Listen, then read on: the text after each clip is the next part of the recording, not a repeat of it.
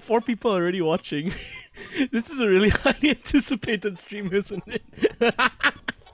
Well, good evening, everybody. What a lovely Saturday night. It is now raining in Kuala Lumpur, and it is... Yeah, it's pretty late. It's raining in Kuala Lumpur, and honestly, as much as I like to say I spent time preparing this particular extract, I don't feel entirely ready for this. Because, okay, hi everyone, it's me, Eiten Dylus. Me, Eiten Dylus, reporting in. So today is going to be a very unusual stream. And the reason why I say unusual, because I have done some scenes about this. I have done some, like, streams like this that are, like, off the record, or, like, not a gaming stream. I think it's outside the gaming streams. I usually play, outside the gaming streams, I usually do, like, writing streams, but outside the writing streams, I've had a few select special, streams where I would, do stuff like stream reviews or gunpla building. What shit you gonna show? Honestly, there are 72 videos right now, I'm counting. So for those of you who are drawn in by the thumbnail, good evening. Today, I'll be presenting... the cringe chamber. Now, the cringe chamber is just going to be used for this one-off entire episode. I'm not sure how long this would stream for. I'm probably gonna aim for like an hour or so, because I'm not gonna spend 2 hours like looking for mobile ads because I have enough brain rot. The idea behind this was that I was literally this concept actually has been floating around. Okay, let me explain what's going to happen today. So the whole origin of this idea was for a very long time. I think I was discussing either between me and my friends and just myself that I wanted to do a stream where we just kind of look at mobile ads. And I believe back then when the Spotlight Junction was a thing, I will see whether I can revive that one. When the Spotlight Junction was a thing, I discussed an episode of mobile advertisements for us to review, but unfortunately things did not turn out. So today I'm trying to make that a reality, and I'm trying to make that a reality. So today we're gonna be looking at... I was ready to bleed for that. Oh god, yeah. I mean, it was outside of unfortunate circumstances and one trailer that got the entire thing taken down early to avoid YouTube slamming me the ban hammer. It involved freaky play, but today will be a special kind of stream because I'm doing this by myself, and it was delayed from the binary incident. Oh god, yes. Fortunately today I have gone through the collection of videos that I have, and I can guarantee you, everybody, there's no binary related content. There will be sexualized content. So again, if you're not familiar with my stuff, I am someone who usually does I'm consider myself to be above the age of 18 or just R-rated because of the language I use, because of the media I have, and the things I usually talk about. They're usually mature, not in the gratuitous gore section, but just I tend to be a bit more mature on the mature side when it comes to content. So today's stream, what I'm going to do is I'm going to behavior and shit. Am I really that badly behaved? Thank you so much for backing me up. I feel special now. But yes, don't get me started on the Twitter stuff back then. Oh my god, you are terrible. Oh my god, no. What's it called already? What's it called? Nah, it's okay. Don't worry. The Twitter stuff was just me being edgy. Look, if I were to put myself in the VTuber world, I would say, yeah, I belong to the...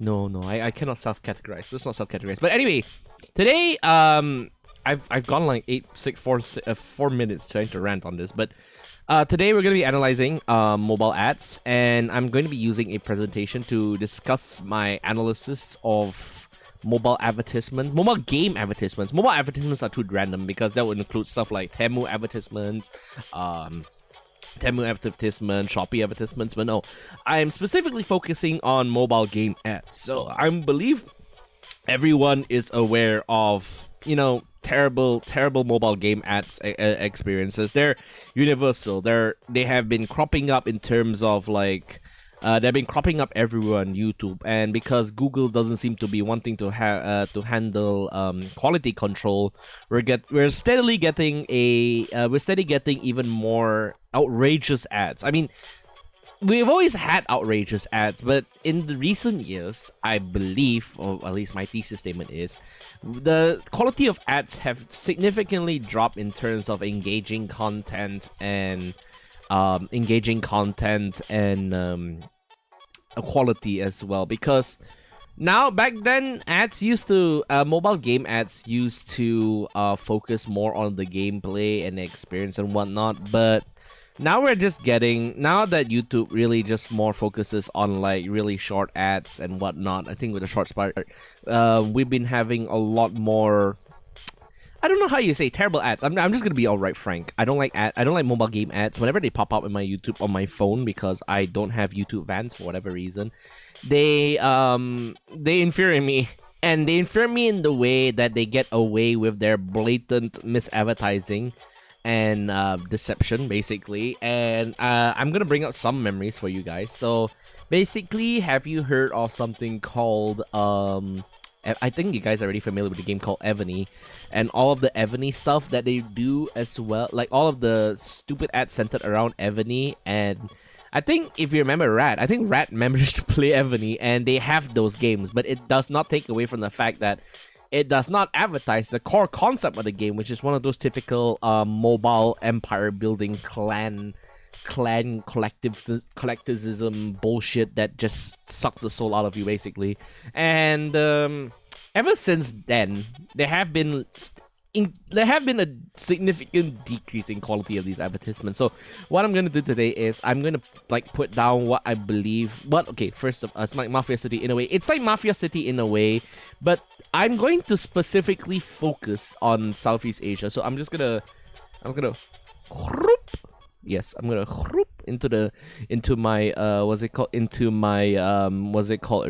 my presentation today. So yeah, I spent 2 hours doing this, and please applaud. I couldn't think of a better way to start the stream, or I couldn't think of a better way to have an introduction slide. And I'm very sure if a university professor does this, they will definitely kill me, desecrate my corpse, and then after that throw me out the back, because this looks terrible. And I'm just gonna be honest, I really did not put any much thought. I did not put any much more thought into this specific opening, but I assure you, the rest of the content is significantly more engaging and well thought out.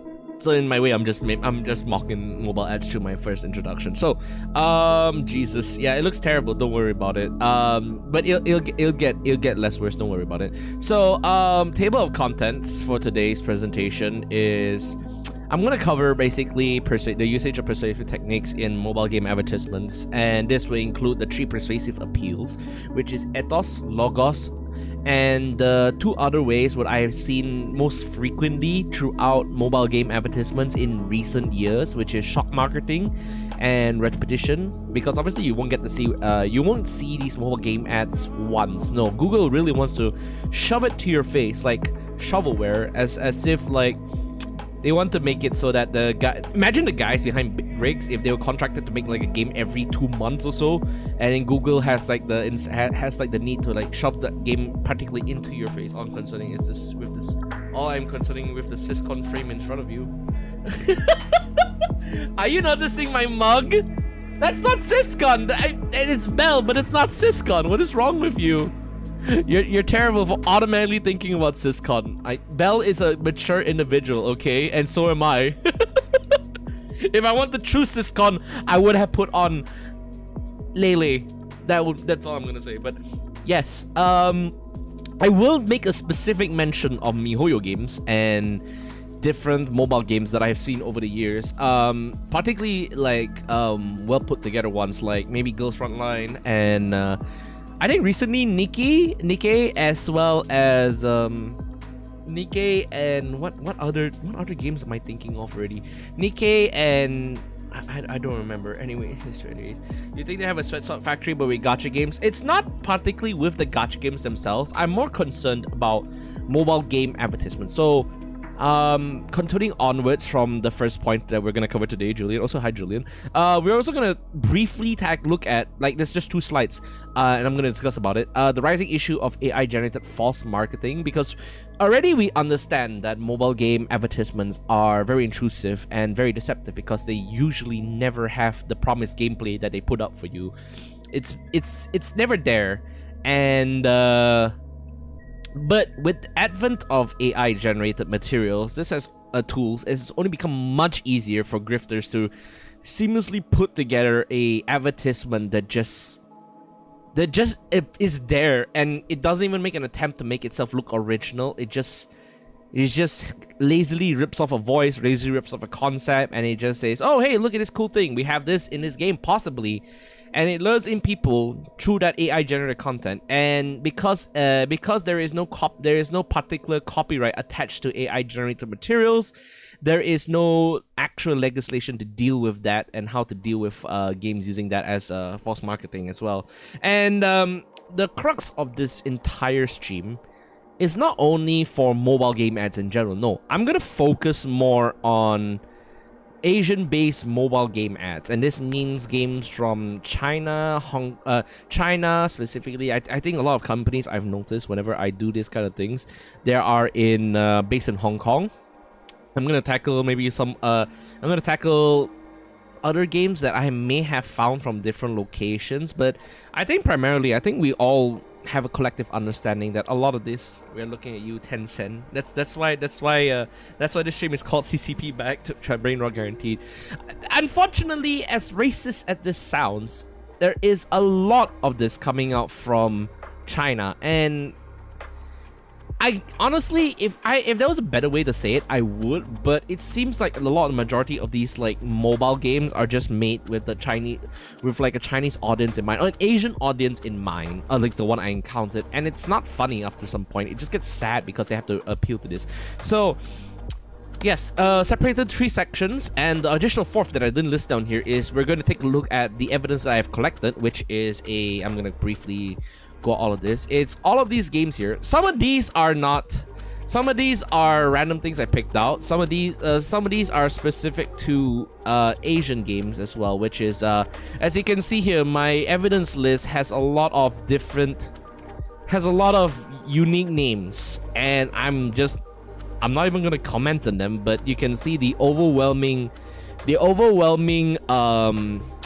number of advertisements there are that have Chinese letters in it is already quite concerning. Of course, there's gonna be some exceptions that we will talk about here and there, but let me focus first on the presentations first of all, because I want to share what I understand about mobile game advertisements. So let's start off by discussing let's discuss my thesis. You come across this unluckily, I have an iPhone, and iPhone doesn't have access to. I'm not jailbroken my phone, so I don't have YouTube Vans, so I can't really do any app blocking on my phone. So usually when I watch, I'll come across these advertisements. They're very annoying. They're very annoying. They're terrible to watch, and they just make you angry.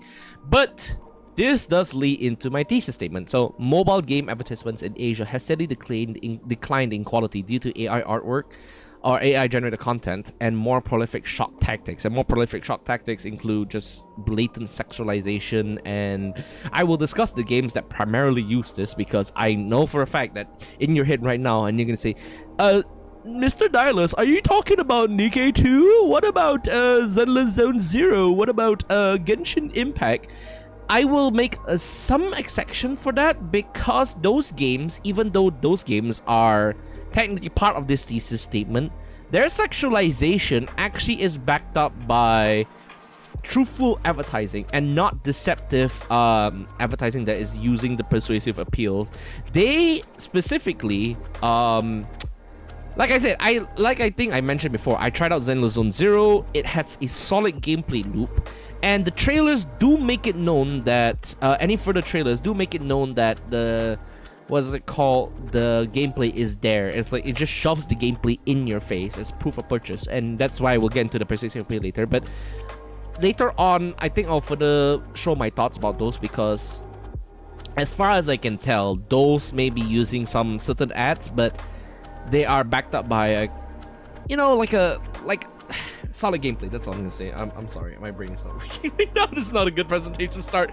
But anyway, okay, so first section, we're gonna start off with the usage of persuasive techniques. And I'm actually very tempted to just say, okay, class, can you name me at least some of the persuasive techniques that are used by advertisements? But I am the one giving the presentation here, so I have to explain what this all means. And the sections down here, as I said before, will be the first one I'll cover is the persuasive appeal. So according to Lane 2022, which is an article that basically covers persuasive appeals done in writing, which can also be applied to advertisements in general. It's split into 3 sections, right?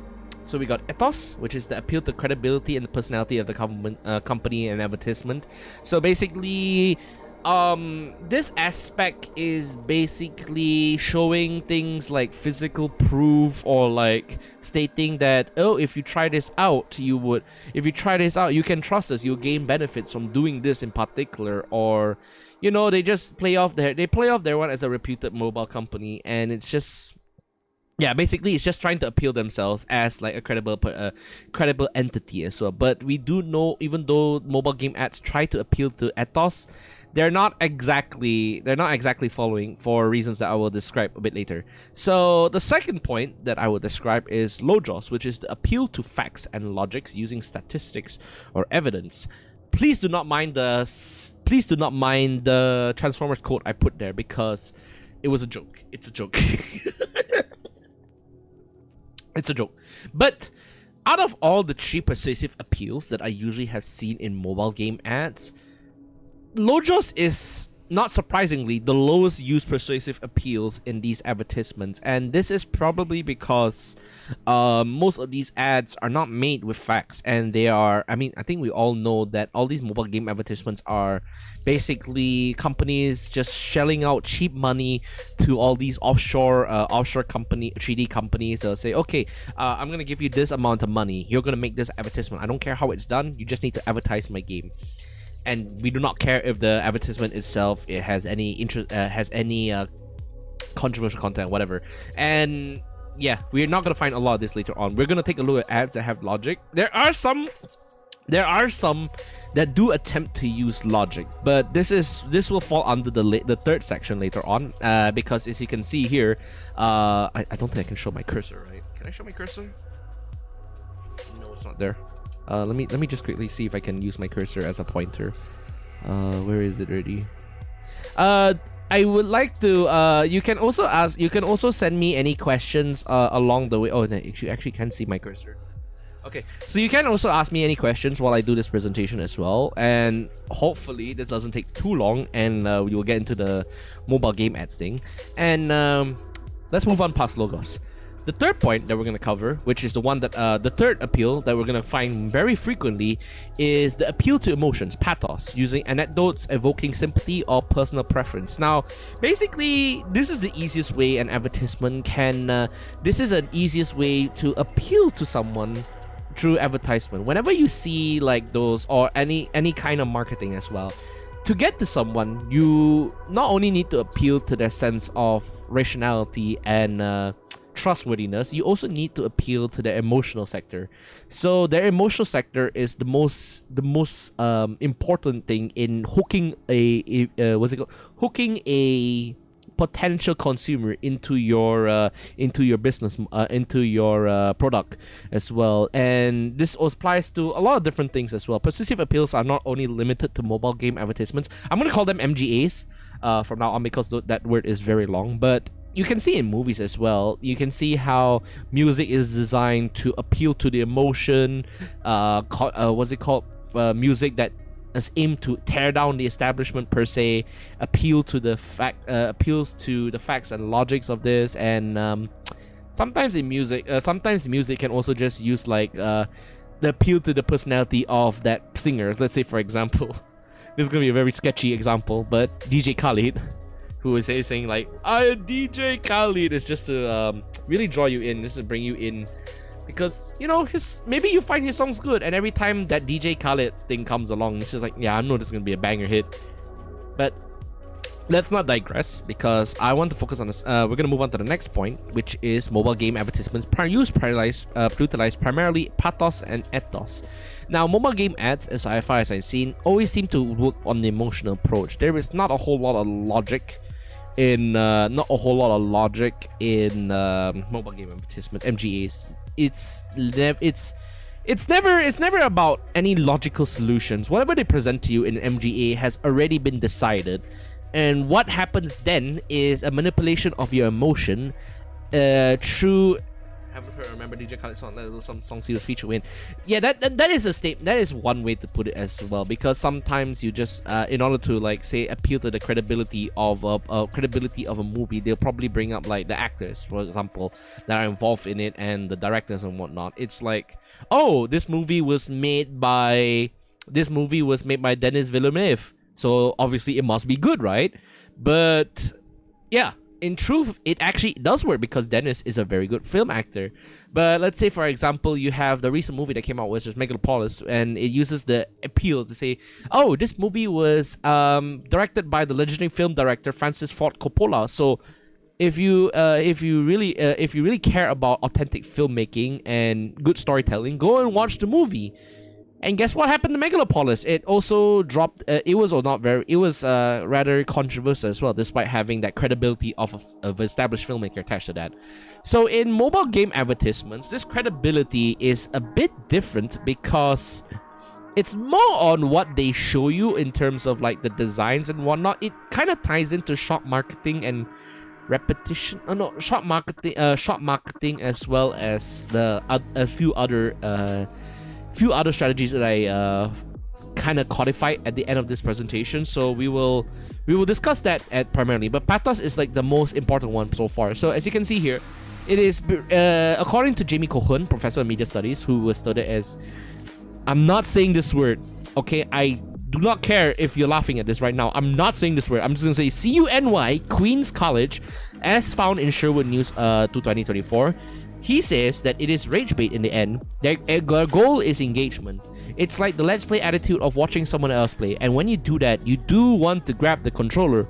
And I guess you guys can... I definitely know you guys can relate to me on this one, because I am the let's player here.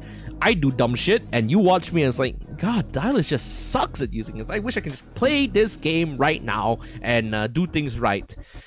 And in that way, I am using pathos because I am basically doing a little bit of emotional baiting, because if I'm doing something wrong and you want to fix it, then it's working because you're engaged with me now. You're engaged with me by trying to backseat me. Don't put that. I hate you. Oh, but yes, as you can see here, it is just you can see here in his statement, he does indirectly he does imply pathos and ethos is at work here. Pathos primarily in rage bait, and ethos primarily in the credibility of the advertisement, or specifically the lack of credibility that is shown in MGAs because of how some really stupid ones are, and they just make it seem like the user playing is haha dumb, he's a noob, so why don't you show your credibility, your persona, and jump into the game and show that you are a pro. We're going to look at ads like that later on. And the third point is I'm just going to sum it up very quickly. Low address is noticeably missing due to deceptive marketing. Because it's an appeal to facts and logic using statistics and evidence. A lot of these mobile game ads that do not show like numbers as a primary draw, they don't use an actual, like, they don't use the actual gameplay. They don't use actual gameplay to advertise their products. That's why they show like that one meta beam game rate that they prevent or help getting the goal, then they purposely so you can deal with the solution yourself. Yes, that's pretty much it. It's rage bait, and that is what Mr. Cohen is saying right now. You're falling into that trap. So you're falling for the emotional game, and you're falling for that lack of credibility game. And low jaws is not used at all because it is deceiving you into thinking that thing that you're playing is actually that thing that is actually on the advertisement is the main game. But because because it's not. You just go into the game and you realize, oh, it's just another city builder. Oh, what happened to the cool ass visuals? I thought it was supposed to be engaging. I got cheated, and you uninstall thinking. I've shown this company that I dislike this product. But unfortunately, that is not addressed because for every person that uninstalls the app, there's probably 5 more other people that get hooked onto it, and it continues the cycle. It's a vicious cycle. Damn, Mafia City lied to me. No shit, Sherlock. You can clearly tell I'm not talking from a neutral perspective. I'm very biased. I hate mobile game advertisements. They're terrible. But let's go on to the next point. Yeah, I'm spitting my words right now, and it's 30 minutes in already. I was supposed to keep this to like an hour or so, but let's move on to the next to short marketing. So the definition of short marketing is that it's a field of marketing that provokes, inspires, and stuns the public, quoted by SIS International 2024. So in a highly digital international market, it can be very hard to gain notoriety and business without instances of violated social norms. So this is attributed to an article done by Mukatesh and Lewis et al. Basically, what this means is that without a very strong advertisement campaign, or an advertisement campaign that really just provokes someone hates it so much they make a game big on. Yes, I'm gonna bring that up as well, because one of the articles that I cited actually did bring up the fact that someone hated these ads so much they turned it into a profitable game of its own. And despite the concept being funny, it's also a waste of your money. Don't buy the game. But yes, as I said, short marketing, even though it is terrible, we do not like it, it is unfortunately absolutely necessary in order to gain business and notoriety. Because if you don't violate these social norms, there is a very high chance that you will remain under the radar, so to say. And this doesn't need to apply only to MGAs. This applies to literally everything else. And there's a point down here that I'll discuss in a little bit. So again, it says in the context of mobile game ads, this translates to purposely crude acts designed to gain the viewer attention and ire. And oh, my cat is here. Okay, the cat is here. The cat is here. He's doing short marketing by trying to steal my bit here. You're interrupting my presentation. Sorry, I'm back. I can't believe I'm just doing like a whole university presentation. It's really nice to do something proper this time around, I guess. Is the cat gonna take the rest of the seminar? No, he didn't register, so I shoot him out of the room in the lecture hall with you, Julian, and Omega, and literally no one else. But I'm just doing it because it's very funny anyway. So, in the context of this, notably MGAs, it's usually related to things like sexualized women, and I mean very sexualized women. I think we pretty much are aware of things like Ebony, the early stages of Ebony, just using women with gigantic breasts and exposed cleavage to really sell it to what I would say to male demographics, fetish related content. If you have watched was it called Android? Is it Android Garbage? I don't remember, but it was Vine Source. They don't know what it's they don't know what really sells. Sexualizing males. Oh, trust me. There is actually an interesting point in the article that I cited. I don't know whether it's Mukatesh, but I think it was somewhere else already. Obviously, as on recently, Shadow Legends, and then a lot of different games. But primarily those are Western as well. We're gonna take a look at the Asian side as well. So the fetish related content is more on the Asian side, more on the Western side, because that one really gets, because if we understand the Western hemisphere, their way of advertising, actually, you know what, I'll save this for later on, because there's actually a whole section that I want to discuss about the difference between Western advertisement practices as well as Eastern advertisement practices. Trust me, the things that we see about Western advertisements being disgusting, they're not usually found here in the terms of like the outrage kind of thing. We try not to do that. Instead, we just try to relate to sexualizations as well as numbers as well. Korean bootlicking, beauty worship for realsies. Yeah. Not only that, but for people who really are obsessed with numbers, we have a really bad love-hate relationship with numbers in our region, and I'm not gonna be shy about it. It's present in our daily lives for our drive to get more marks, to get more pay, and numbers subtly becomes a part of our lives.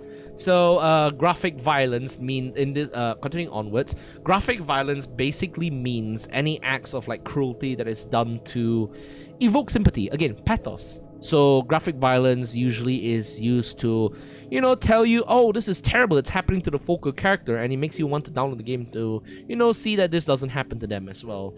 And yeah, and this is not only limited to MGAs. I'm going to use myself and my friends as a point for this discussion, because virtual YouTubers can also use this to gain attention through lewd or vulgar behaviors to attract more viewers. So it probably is seen through the usage of out of context clip or unsay-so moments. Now, I'm gonna put a disclaimer. I do know VTubers are more than that. VTubers are more than just like, oh, hey, look at my boobs. I understand a lot of the materials are very good as well. If you take for things like if you take my someone I knew, Zephrana, she's very good and amazing, and that draws her in. But I'm talking about the moments where they would just double down on vulgar behaviors, like saying, I think it was a very recent clip that I watched the other day where it was like Crazy Ollie from Hololive. They were saying like, they were saying things like, I'm gay, I'm very gay, or something like that, and just saying, oh, Kiara's cunt is really fucking cool, and in that aspect, it's almost genius, because at the same time, she's really playing with like the guys who are just like, oh shit, this person is unsafe, just like me. Sort of like the just like me moment, as like if you're horny for women, you definitely can relate to this VTuber. And it's a form of short marketing. It provokes and stuns the audience, because you realize that the person wouldn't go this far, but suddenly they do this and like, oh shit, this person's being unsafe. It's like Shiori as well, just saying the craziest shit. That in itself, it's brilliant, because it's a form of short marketing, and she does it regularly as well. And for more non-VTuber boring shit, we have non-governmental organizations and or activist groups that utilize this as well. Recently, I think it was Just Stop Oil that started doing a lot of crazy stunts. I think, if I'm correct, there is a stunt that they pulled off where they threw oil at a Van Gogh painting as well. Luckily, it was covered, but they did this to help bring attention to their cause, and it was not met with positivity. It was actually met with ire as well. But in the end, they still won, because they got the engagement of the general British audience, who now have their attention turned to them. Whether or not it actually benefits their movement, that is also the same thing that we're gonna talk about here, because despite short marketing being saying provokes, inspires, and stuns the audience, more often than not, short marketing techniques just harms the general like credibility of an entire community or an entire sector if overused, over commercialized, and just doesn't do it without like a hint of like irony as well. It's just to really bring you in as well. And the ones that do good is one that is notably quite common as well: civil service campaigns. So if you're familiar with things like anti-smoking campaigns, anti-AIDS discussions as well, for example, in wait, no, let me finish up. They use short marketing to spread awareness of pressing societal issues. So for example, what this means is, I don't have a picture of it with me right now. I'm not gonna show it because it's too graphic. But for anti-smoking campaigns, my country, Malaysia, does a very interesting thing of trying to discourage smokers from continuing on. It certainly hasn't stopped my dad, so I don't know whether it's working. Oh no, I'm sorry, Dad. If you're watching this, I'm so sorry. But what they do is they have these pictures of very brutalized like babies or whatnot, brutalized babies as a result of pregnant women smoking tobacco excessively, destroyed lungs that are shriveled up, blackened, tarred, just looks terrible to look at, like broken flesh. And they put it on like the cigarette, they put it on cigarette boxes and say in Malay, awas, if you, okay, I don't know how to say it in Malay, but it's along the lines of, if you use this product excessively, your health will suffer, just like this example above. So it's trying to get you to really think before you like buy that cigarette box. Yeah, the messed up body parts is the carton box over here as well. It's not even, remember, it's still happening today. In fact, every box I see has that kind of gory picture as well, and I'm kind of disgusted and also like kind of disgusted, but at the same time, it doesn't seem to stop the problem of or it doesn't seem the problem of excess of smoking addiction. So yeah, mostly countries have those. Yeah, mostly countries have those as well. So I don't know if it's a thing in America, but if anyone Western is watching, this is one thing. This is one way we try to reduce smoking as well, and there are other ways of doing it. As well, discuss it, then it's working. Yeah, pretty much. Yeah, see, short marketing, it's working. Someone can just take for you. Yeah, so basically, it stuns the public. It stuns me. So that means it is working. And so far, I have not smoked. But if it doesn't work against like say someone who is addicted to smoking, then that's a special case already as well. So, sorry, I'm stretching this section for way too long. Let's go into repetition. So ads are never played once. One can encounter digital advertisements up to 50 times a day. So Inman 2024 says. Inman 2024 cites that we can see around 50 advertisements per day, and on even more dramatic scales. I did not take this figure because I believed it sounded a little too exaggerated without additional case studies. We can see maybe that according to that study, it was like around 10,000 advertisements a day, and I feel like the number is a bit too unrealistic. But nonetheless, we do get to see a lot of digital advertisements in a day. And mobile game MGAs on YouTube are notoriously seasonal and based on your geographical presence, as well as your watch history and whatever you do on Google, because YouTube is owned by Google, so whatever you do on Google will define what you watch on YouTube as well. If you're using a ad block, just turn it off for a while. Bear in me for an experiment. Turn it off and see whether you stumble upon like a horny game ad or not. That just kind of reflects your history as well. So just be aware of that. And the reason why repetition is brought up, because there's not usually one time that you see these ads. For example, I watch YouTube on my phone a lot. I watch YouTube on my phone because I want to watch things like Rubik's Raptor and his crazy Arma 3 shenanigans, or I want to watch my friend Srirachi Sky play some games on her stream. And more often than not, I will get the same mobile game ads that somehow, even though I do not want it on my screen, it just keeps showing me up, and it keeps blasting me with obnoxious visuals and overall terrible pacing. And it's effective not at convincing me to like play it, but it's effective in integrating that particular ad into your brain as well. So according to the case study of Netflix viewers by Agios, although 92% of viewers could recall an ad after they have been repeated around 6 times, their experiences with them has been mostly negative. So you remember it, but you do not enjoy it as well.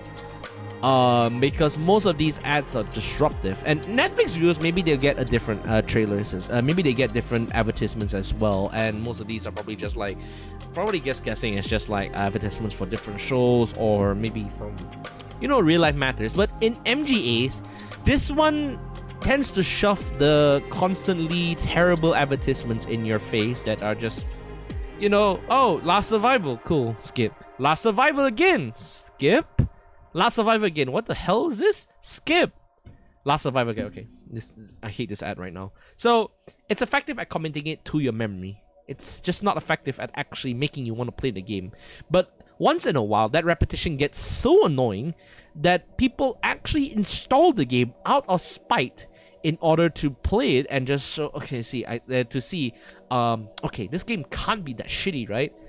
And that way, the mobile game company has won already. It has won, and it has gained a little bit of revenue out of you. And that if you do that, just imagine there are other people out there who are just as spiteful as you and are sick of these ads. So just download it and say, I don't know what's up with this game, but it can't be this shitty, right? So they win. So repetition really does win after a while. And of course, while I haven't fallen victim to it, it's just something that to keep in mind when we watch these ads, because a lot of these ads are repeated and I see them time to time on my YouTube. Unfortunately, I cannot live stream my phone here.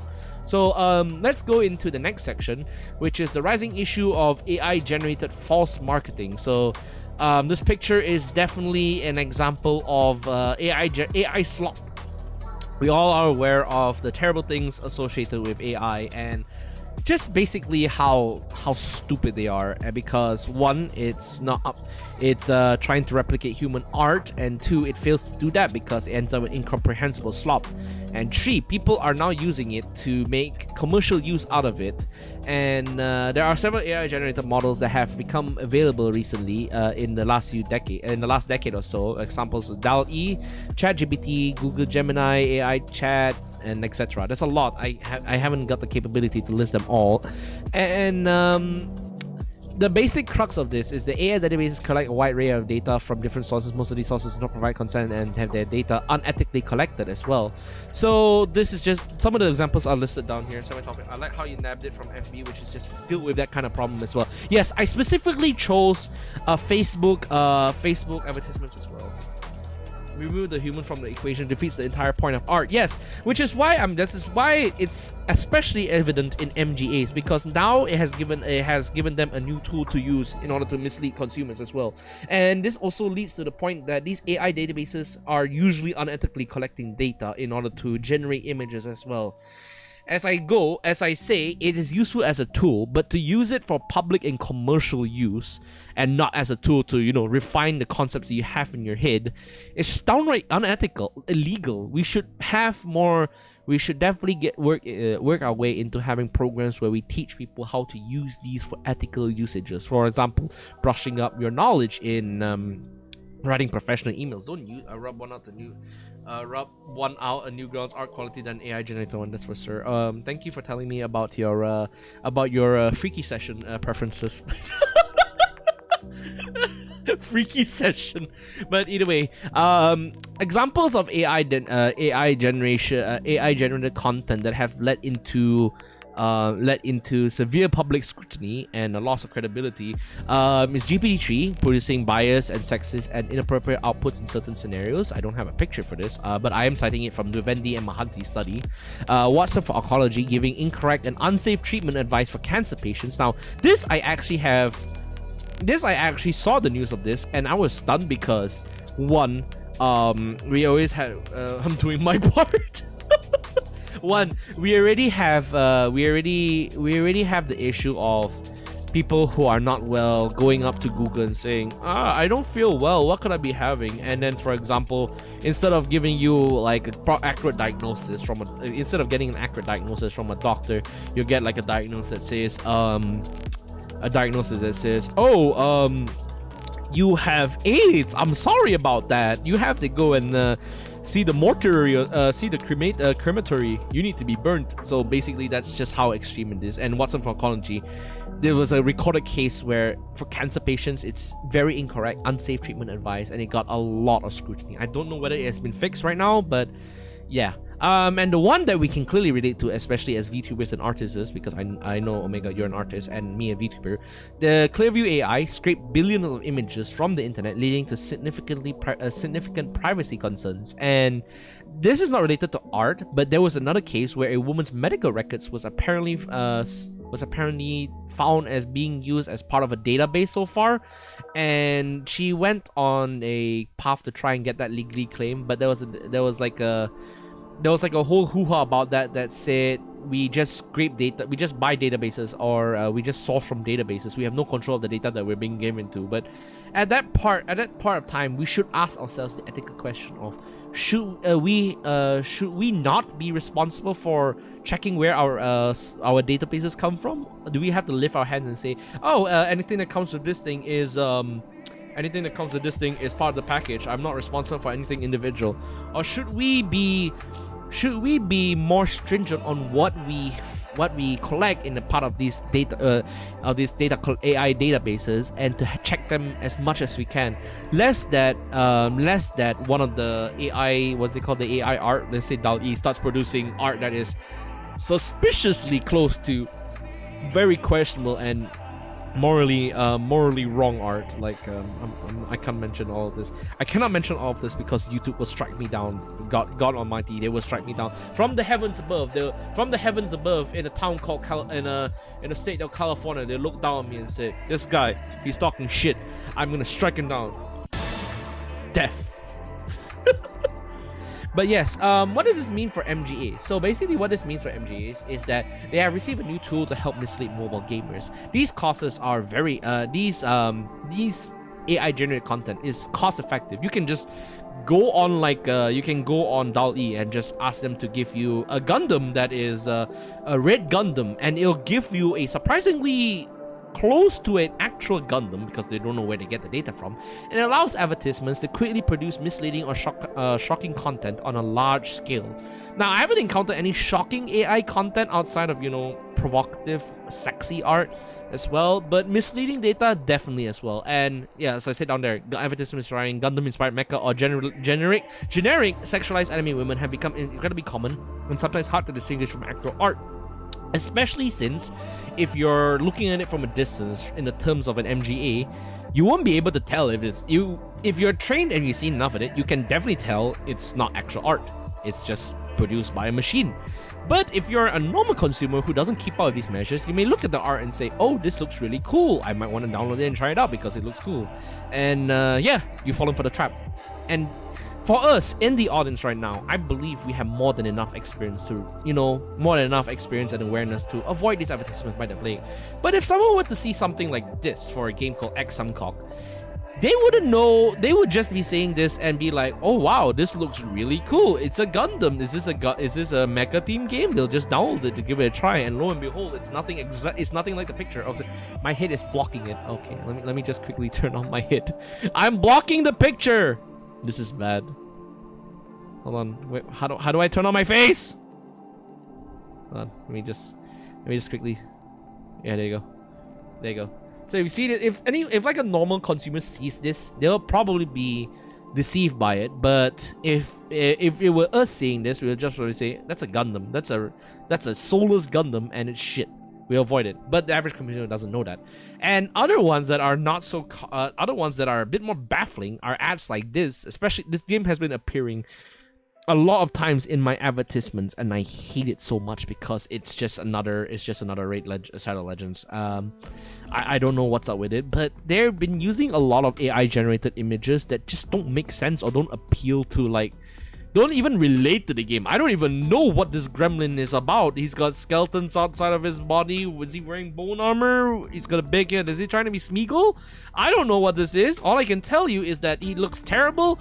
There's a gift code there. I want to download the game and get the gift code. That's it, nothing else. Spoiler alert, I'm not actually attracted by this advertisement. I hate it. I hate it so much. It's terrible. Boy. Zam, that's AI now? I believe this is AI as well. The one down there is definitely AI. There is no way this cannot be AI. It just looks weird, and it's just obviously just rolled off like some generative product as well. I guess because down there it also has telltale signs of AI. But ultimately, I think to really discern from it, you actually have to be an artist. And the way I'm saying it is from repeated observations. I've only learned how to identify it from like different things as well. But in terms of like actual like fine points, I think I'll just leave that point up to artists as well. But you can clearly tell that it's not meant to be original. So it's a form of plagiarism as well. So specific focus. Okay, let's do the last topic as well. You can blame me all you want. This is very funny. So today's focus is supposed to be on Asian-based mobile game ads, and as you can see here, I picked up some examples which have relevance to what I was talking about earlier on. And unfortunately, isn't it? Every one of them has Chinese. And why Asian mobile games? So one, pragmatic purposes. I'm based in Asia. It's very easy. And unique regional advertising practices. Now, I really did not expand on this, but earlier on, I mentioned that Western advertisements and Eastern advertisements have a different sense of like different audiences to appeal to. And Lena Zong has actually pointed out that in from American advertisements to let's say Chinese advertisements, there's a different cases, there's different things being appealed to as well. So in terms of MGAs, things like beauty games, they tend to highlight the what's it called? They tend to highlight the individual being put through embarrassing practices, or like to embarrassing practices, and now they have to stand up from the crowd and whatnot. So yeah, that's part of individualism as well. Whereas in Asian advertisements, there's always seemed to be a focus on some kind of group setting, or just like a clan setting where we say, oh, we got this one time I got betrayed by my collective, and now I want to take revenge on them by joining a different collective. And if you join this game, you too can become part of a clan. And this also is emphasized in some ads that focuses on families versus couples as well. So in Western mobile ads, there's always seemed to be a focus on couples and lovey-dovey relationships, but in Chinese stuff, Asian stuff. I'm sorry, I'm saying Chinese stuff because that's like the most relatable content that's going through my head right now. There are a few ones that actually focus on building out families as well, and although it's not really there nowadays, because I think advertisement cannot really appeal to mobile game advertisements don't really appeal to like big families. It's very much that this, I don't know how you say, difference in advertising standards is present as well, which is why I took a specific interest into looking at Asian mobile games as well. So there's one more here that's about blatant cases of copyright infringement due to cultural clashes and developing international IP protection laws as well. So I think we're all very aware of things like companies ripping off concepts, products, and just usage of materials that clearly do not belong to them and clearly did not have the funds to even license as well, but somehow it's just there. And we've all gone out to the local street market and seen like bootleg Power Rangers, bootleg backpacks starring like pregnant Ben 10 shit or whatnot. So that's part of the problem as well, and this tends to happen from widespread Chinese copyright infringements due to Korea's political agendas, according to Kachuriak, 1995. And I won't go more into it, but it is related a little bit into the Cultural Revolution, where everything was now suddenly part of this communistic group. Everything is owned by the community as well. So it is no surprise that this mindset has led to a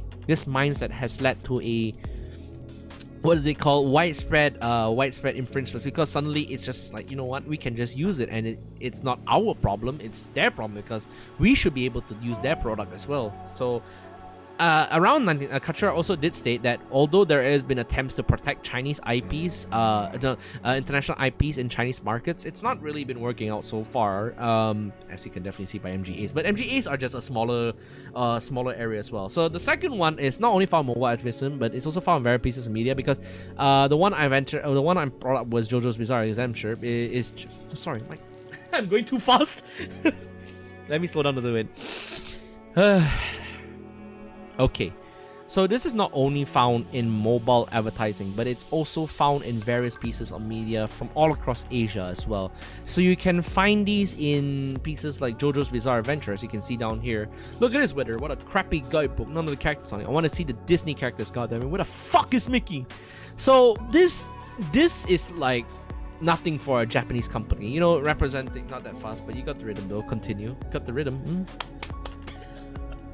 But yes, it's an interesting case, because JoJo's is a very good example of how a creator's preference for putting names in for famous bands, favorite bands, songs, and what's it called? Favorite bands, songs, and different album arts, when they're referenced, when importing these into the States, actually causes a lot of issues, because now they suddenly have to deal with copyright practices, very well-protected copyright practice, well-practiced copyright practices from record companies as well, which is why if you see the JoJo anime, the subtitles always say something different compared to whatever they're saying. So, for example, Stone Ocean, which is from where this JoJo strip is from, in Stone Ocean, they usually just say is it Stone Free?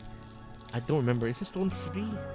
I forgot if Stone Ocean was the first one, but Stone Free is basically... Stone Ocean and Stone Free are two different versions of saying it. One is because it came from the original translation, and the other one is because of a...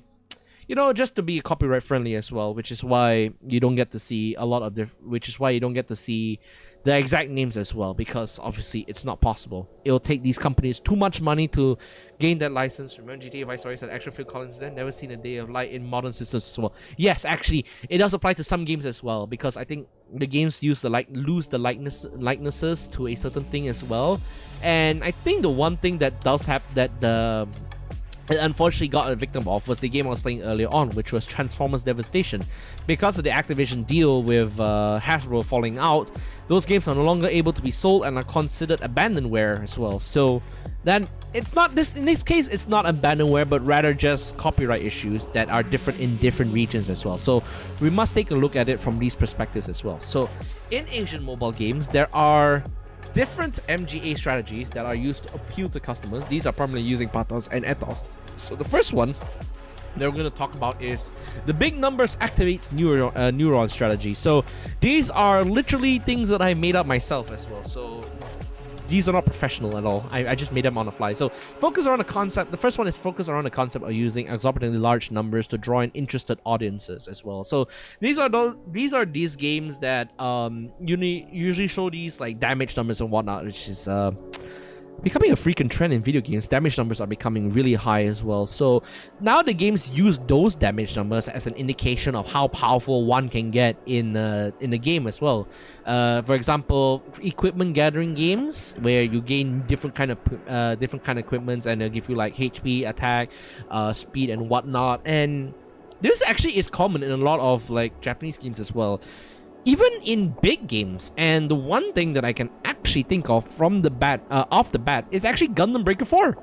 They actually have this huge focus on stats, and instead of like, you know, you have the Gundam, if you have the Gundam parts, you can just use all the weapons and just be at max strength the whole time. In Gundam Breaker 4, you have to grind for all these numbers to really high up. You know, your monkey brain, you see big numbers, big damage, the thing just explodes from you tapping it on the shoulder. It activates neurons. It activates your emotional sense. So it invokes pathos. Now, it invokes Logos because it's using statistics to show you, yes, you can get to this level if you join this game and spend a little bit of money. So this also applies to advertisements that pit weak focal characters against bullies, or, you know, characters that are designated to be too strong. So what you need to do is you obviously need to grind, right? So you obviously need to grind and beat all these characters. So there you go.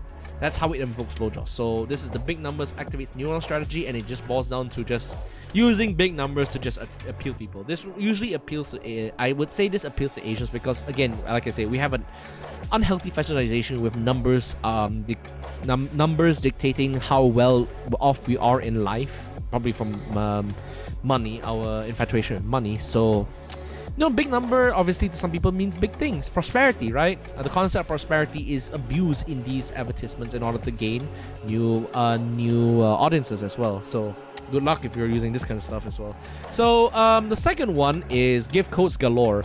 So this one is basically MGA attracting audiences by providing freebies for new players that give them a chance to earn rare characters. So as you can see here earlier on, I showed these games where it will show all these very random, like what's it called? These random like gift codes that say Epic Summon 50. So if you download this game, you can use this code to roll your gacha 50 times. So this one is usually for gacha. A very specific case for gachas. But now it's becoming a lot more common because a lot of games would just flash it.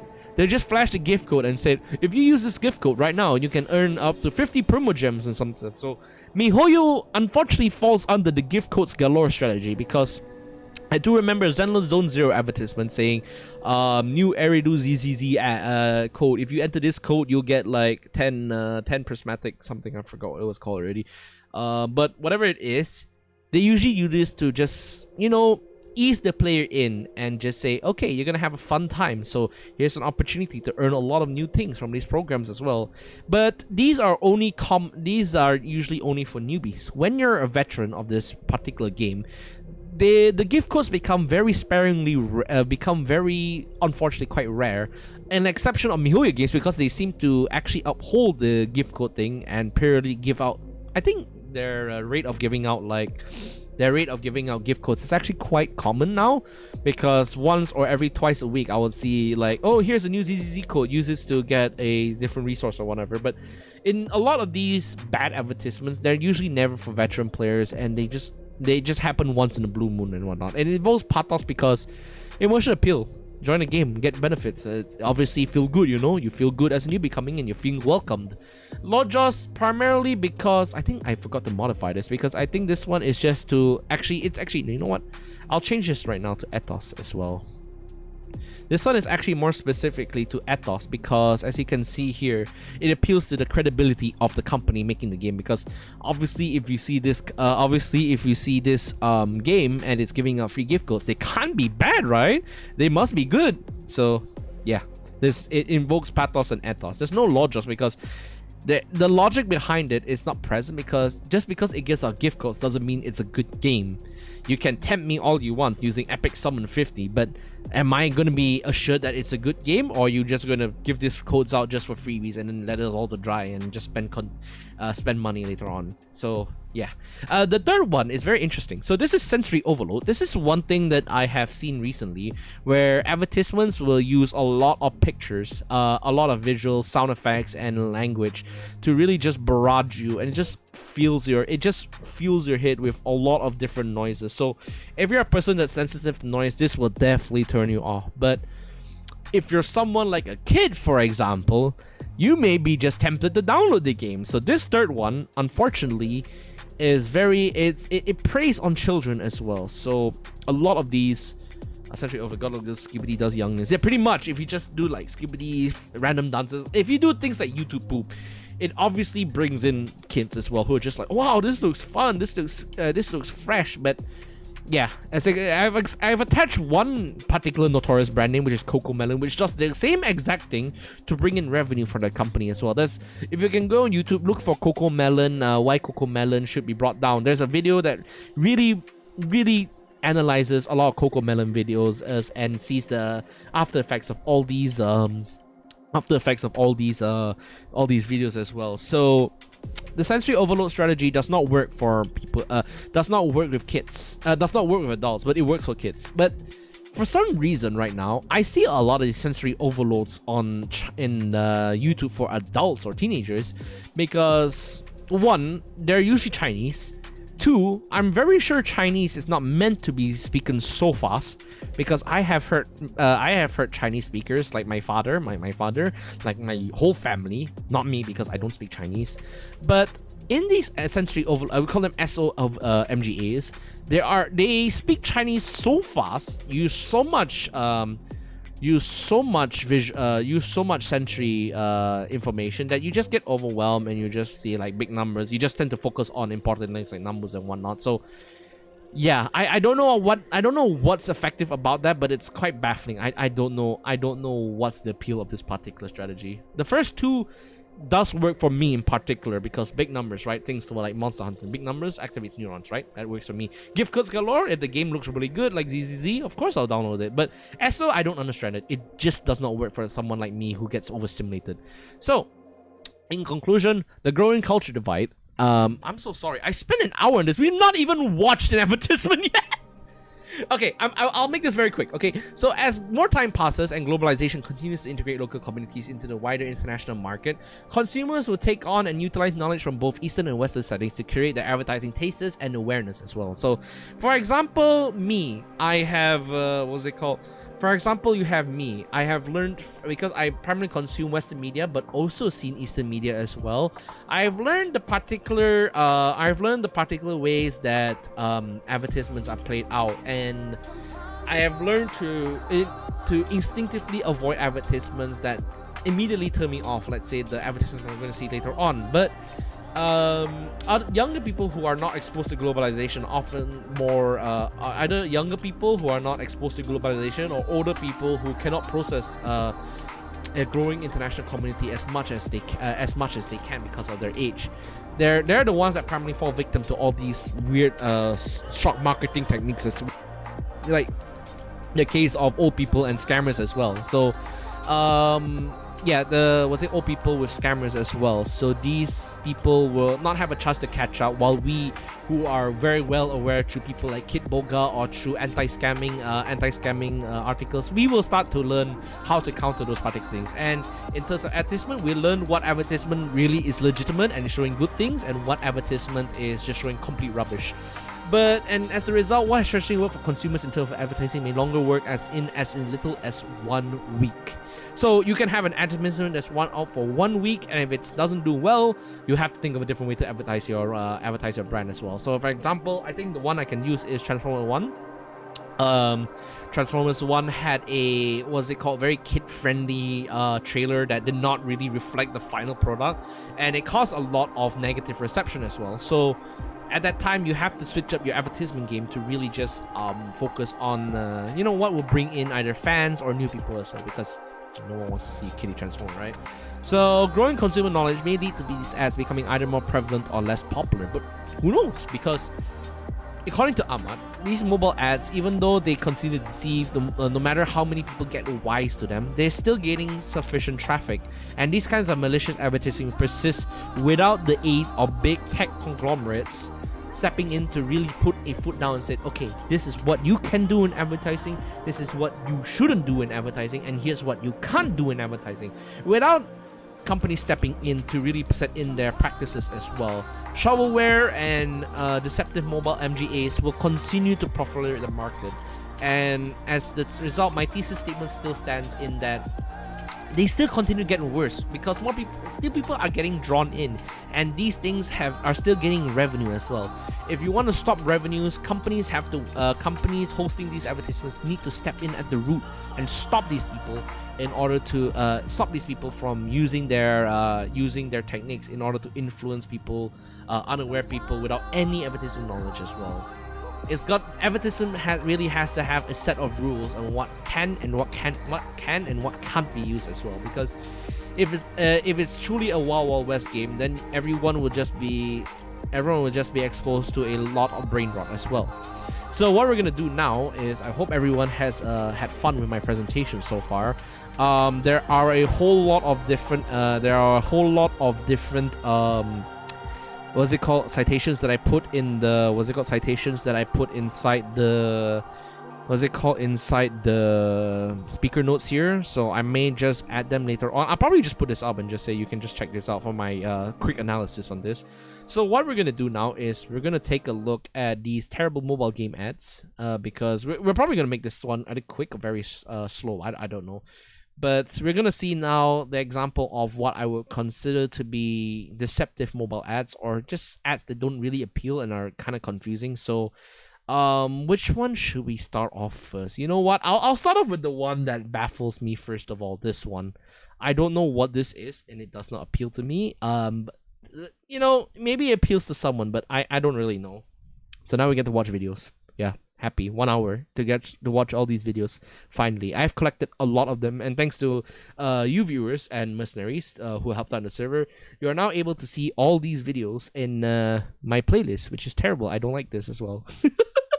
So let's start off with let's see, which one should I start off with. Let's start off with this one. No. Oh, yeah, this one. This stupid one that I saw. Yeah, I don't know. I don't know the point of this. I don't know the point of this. This would fall under, for me, I think this would fall under, if I said earlier on, this one falls under a little bit of big numbers. Big numbers equal what's it called already? Big numbers equal activate neurons, right? Because you're obviously seeing all these. I've seen that so many times as well. Yeah, so this is just an example of very lazy advertisements. It just use numbers to just really show you off, and it uses emotional gaslighting to really get you to know. And of course now they included this into their game as well. Oh god, okay, so I hold on. They're using it to really just game on your sense of emotion, because obviously you can do better than this dude, right? Because he plays like shit, so obviously you're gonna download the game and you're gonna play better. But when you download the game, you're just gonna be there. It's terrible. It does not make sense. I don't know why. I hate it. This one is something. I don't even know. I don't even know. That first scenario was not even related to the game, so this would fall under just shock marketing, because now we're just watching. We watched like a possible. Can I say this word? What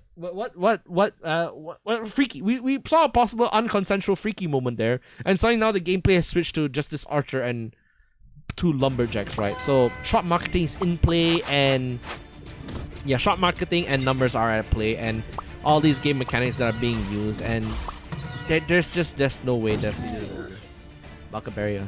Yeah, so Okay, hold on. Before we go into the next one, yeah. So basically, there's just emotional abuse and whatnot. So it's just dumb. I hate it. It doesn't make sense because the first part of it is supposed to be related to the advertisement, but it's not there, and it's just the only sign that it's tangentially related to the actual game itself is just the monster, or the main part of the advertisement is just the monster, and then it's just I don't know. Yeah. I think I'll let just my reaction show because right now I'm just yeah, unfortunately there's a lot of different ads that I picked out as well. Some of it may be legitimate in terms of your experience. If you do find some of these like appealing, do let me know, because all of these have been located, because I only found like a few one of them just like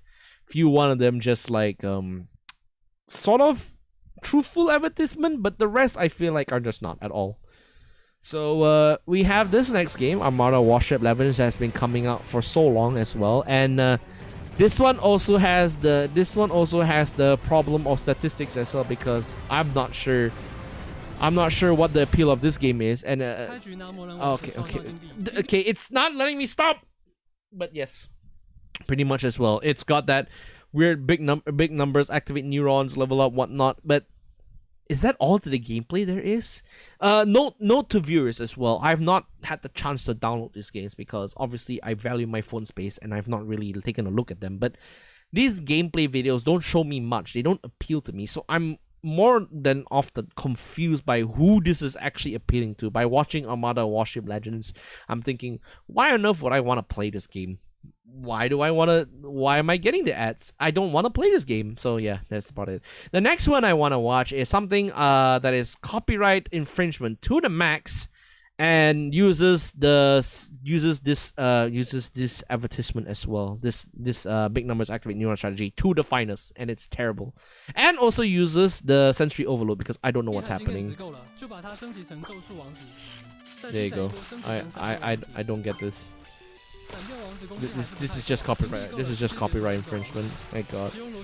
This is just like a whole bag of copyright infringement wrapped into one for some reason. I still don't know if this game is legitimate, but it's got Naruto, it's got fucking Dragon Ball, it's got Gundam, it's got Sailor Moon, it's got, I don't know who this guy is, and it's got this cat that I see. I don't know. Is this game legitimate? I don't think it is. It's kind of shit actually. Anyway, we'll do that one idle gameplay for. Yeah, that's the thing. Idle games are actually frequent abusers of these bad deceptive MGAs, because they usually tempt you with all these like funny ads to cover up for the fact that there is nothing to do in an idle game except watch. Yeah.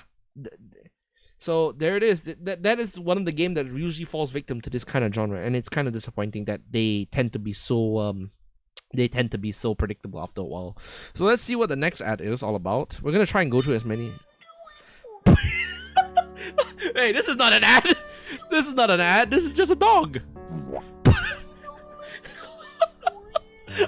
I totally knew I had this installed, but I just wanted to play because it's funny. This is the pellet refreshener, and it's good because I randomized it. I didn't know I was gonna get the dog. But yes, this video is good. This video has used pathos on me because I laughed. I fucking love this song when you play it again. What game is this advertising? What game is this advertising? Sell me out. It's about a dog. You need to keep him inflated. Otherwise, he just becomes sad and turns into carpet. And his name is Kermit. You gotta keep this man inflated, that's for sure. Eiten Dylus ad.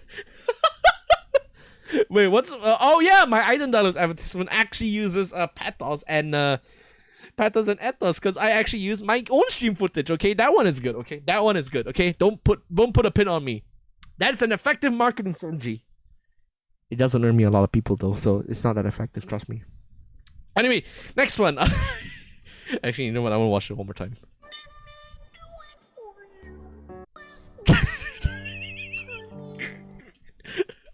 The brain rot is real. Oh my God. Okay, stop it. I can't stop. I can't keep watching this. It's hooking me on. It's deceiving me into thinking we're watching mobile game ads. Instead, I'm just watching this poor dog. All right, next mobile ad. Ah, yes, there you go. Blueman sent me this one. This is Lord's Mobile, and this is stupid. Yeah, this is one of those games that just like have all. Yeah, this is one of those games that definitely work on the what's it called? This is one of those games that definitely work on the sensory overload strategy and big numbers activate neuron strategy. Because yeah, this is a big offender. I do not like this like style of ads because it's not representative of the real gameplay. It looks boring as fuck. I don't know how this attracts anybody at all. I don't know how, because this is just terrible. It's just legitimately terrible as well. So, I don't know, man. You see, even the question, like even these users, there are aware consumers, but for everyone that you see here that are like, for everyone that you see here that is like, what's it called already? For everyone that you see here that is aware of like what's it called, that are aware of these advertisements, they're just like tens more who just see this advertisement like, oh wow, cool, you can fight giant zombie balls or something like that, and screen is shaking, so much noise, it's ADHD fuel, and you just explode. Download this game to do better. I don't know. This is especially interesting because this is actually Western advertisement, so I don't know whether it's a result of like the again globalization. So that means Eastern advertisement sales are now starting to leak over to Western hemisphere stuff. So probably this is just an example of them trying out this tactic. So if for a Westerner, this will not appeal, right?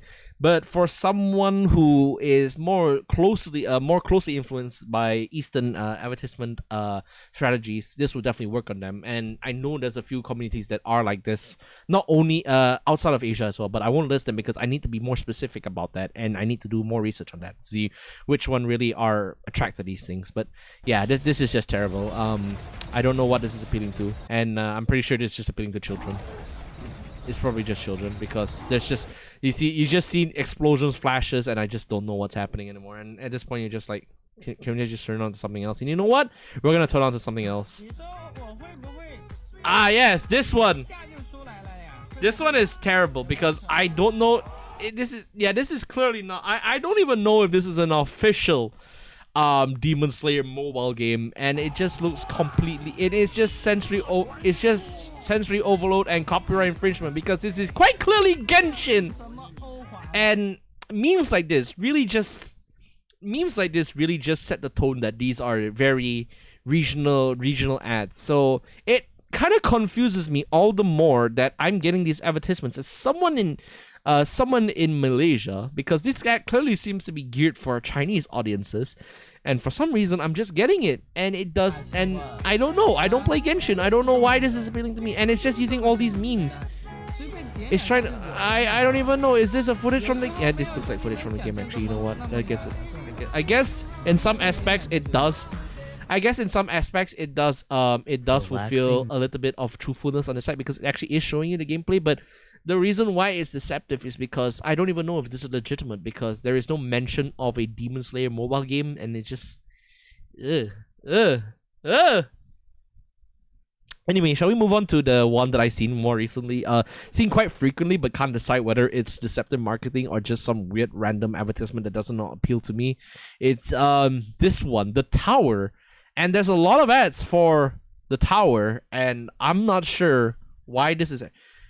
Are you sure if it's like stolen from the Demon Slayer console game? No, because I don't think it's stolen from the Demon Slayer console game, because if you can see down here, there actually is like a semblance of a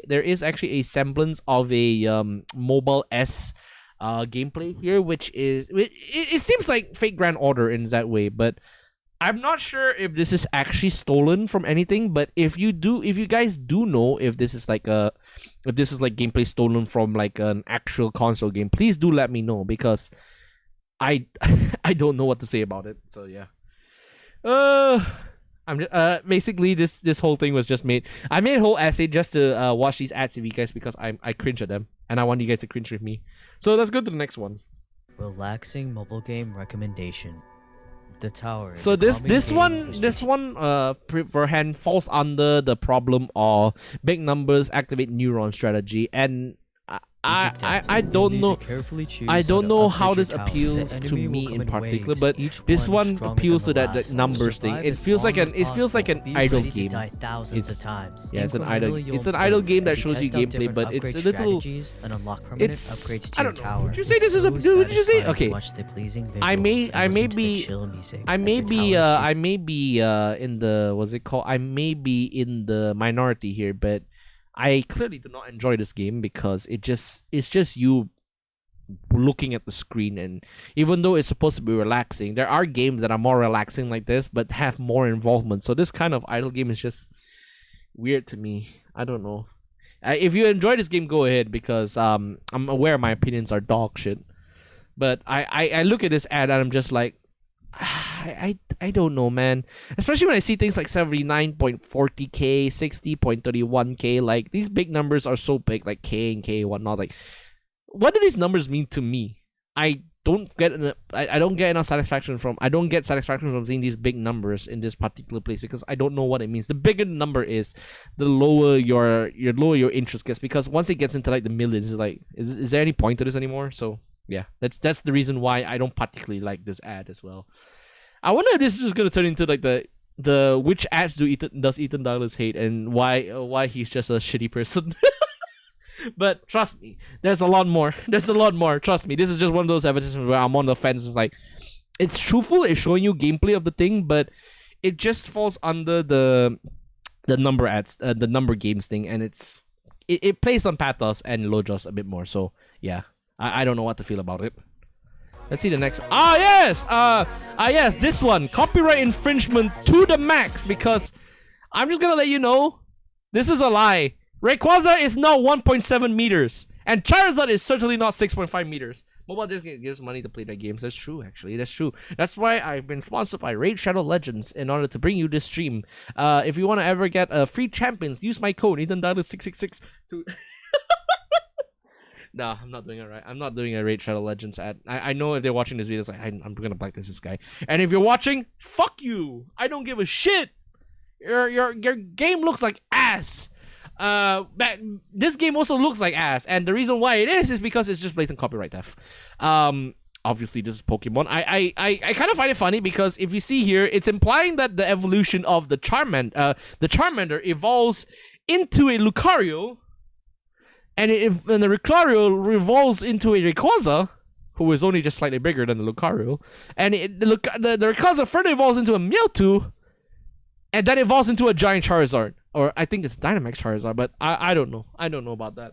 Yeah, you tell him. Yeah, I'm gonna tell him. Fuck you. But yeah, this is a very strange game, because it not only works on Dragon Furry. What's it called? This ad does fall under the big numbers. What's it called? Activate neuron strategy, because it shows you all these arbitrarily high numbers, and people will be like, oh, my damage can reach that high, even though this resistance is probably lower. And it's like, oh, I want to get attack damage that high as well. But weirdly enough, it does show you gameplay. And if there's one thing I've seen about this game, is that the animations genuinely look gorgeous. I'm not sure how this game. Oh yeah, okay. There was a whole story about this particular Pokemon game, because it stayed out for a long time, mostly due to the fact that they actually strategically take it down every time it gets reported, and it goes to like a new shell company where it just publishes the same game and advertises itself differently as well. So I'm so confused. I don't know how the Pokemon company has not been able to track down the actual main company for this game and shut it down, but I'm also guessing they just probably don't care. There are actual gameplay. If you look up like Chinese Pokemon mobile game bootleg, you probably can find more about that, about this particular game. But this stream is not for that. We're just here to cringe at the ads. So we're gonna go to the next one. Okay, this one is for a game I don't even know what this game is about, and it tells me nothing. It's just CG. But I don't know if this counted as just like one of those CG ads of like, you know how ZZ has his character introduction stuff? Maybe that's one of those, but I don't know. It's just a cute visual, and that's it, nothing else. It's just that. What is this trying to tell me? Dragons? Dragons are in the game? That's pretty cool. Is it Maple Story? What game are you advertising to me? Are you just drawing me in, or are you just showing me the first 15 seconds of the video game before you dump me into a terrible town square filled with pixelated people? What game are you selling to me? I love being toxic to mobile game advertisements. I just hate them so much. All right, and turn down a kid opening dolphin emulator. Actually, yeah, that's the thing, because in that case they actually can track it down because these are individuals. I believe that the reason why it's harder to track down the Chinese companies is because, again, if you refer back to my point earlier on, there's a whole cultural difference as well to this, and there has been attempts to reinforce international IP protection laws, but in China they seem to just be skirting around that and just using it for their own purposes as well. It's culture clash. It's a culture clash, and there is a little bit of a political agenda behind it. But this is only due to how the Cultural Revolution played out as well, and how that has played into the minds of businesses in China as well. So yeah, this one is just mostly I don't know what it's advertising to me. I don't know. I know it's cute. I know it's funny, but big head, big eyes, dragons, and what's the gameplay like? I don't know. It's called CG. It still does not convince me. So let's take a look at the next one. 3 years have passed, and I have won all the Oh god, no! I hate this. Games. But I have also been injured. It is time to retire. I have applied for retirement. Albert, you can't retire now. What? Who is this, Chad? I don't... Cute, funny? No. Shut up. Shut up. Oh yeah, this one is something I found literally like an hour ago. So I will accept the task and fight for another year. Yeah, I don't. This is again another example of like, feel like Happy Wheels. Yeah, it feels like Happy Wheels, and this is just another example of a numbers game where it really just. There's no actual... Okay, this picture of a basketball is AI advertisement, and the name itself is just so translated as well. I think what it's trying to go for is like the football manager, but it's so poorly done on a mobile console that I'm pretty sure that if you were like mobile legend looking UI. All the honors in basketball games. But the freaking what's it called already? The freaking way that this is all started just looks like a very cheap porno game. I'm just gonna be honest with you. Yeah, it just looks like a really cheap porno game, and it has English things like your stamina has reached its limit. The clothes did not schedule you to play. Please replenish your stamina. What happened to punctuation? Are you gonna use punctuation? Why is this just one continuous sentence? So are you as durability has been exhausted, basic headband has been damaged and disappeared. The weird Chinese panda character. Yeah, it's a Chinese meme as well. So you can pretty much tell these are Chinese ads as well. So I'm not even gonna bother discussing the tenets about Chinese memes because I'm not in the place. I don't know Chinese memes, and it more than often just makes me feel really confused looking at them because I don't know what the meaning of this is. But apparently they find it funny. But yeah, I just like this one because you can see they use like the same ones that they played the what's it called, the mouth syncing. Do you know those singing like gifs that uses like AI to make the characters sing? This uses the exact same one except with like a random white person's mouth, and it's just Albert, you can't retire now. with like The team still needs you in this year's competition. and it uses AI voice as well. So the reason why I pointed out AI voices as well is because AI generated content is because a lot of these advertisements are now using AI voices, and it's so obvious that you can see it as well. So it's just disconcerting. They speak English, but they don't sound human. So I'm kind of scared as well. So yeah, whatever it is.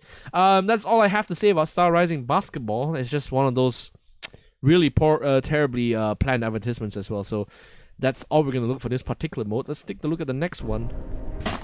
Wait, this is Batman versus... What the fuck? I didn't ask for Batman versus Darkseid! I didn't ask for Batman versus Darkseid! What? Did Batman just appear to kill me? What is this? Okay, I did not expect it. Batman! When did Batman come from? Oh, no, there it is. But why is Batman down here? He escaped from Aslum. That's why he's chasing after me. Okay, I'm just gonna pick a random one from here. I think, unfortunately, there is one that I did really like see recently. And I think Bluven, you saw this earlier on. And this one is a fairly common thing as well. And it's made worse because I don't know what's being improved. It's from a game called Warhammer 40,000 Tacitus.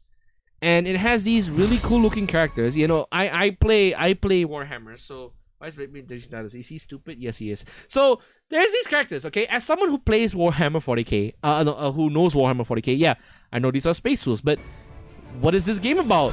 You're just upgrading them, and okay, their bar is full. What do they do now? They don't look different. They look already really cool. So what do they do? I don't know.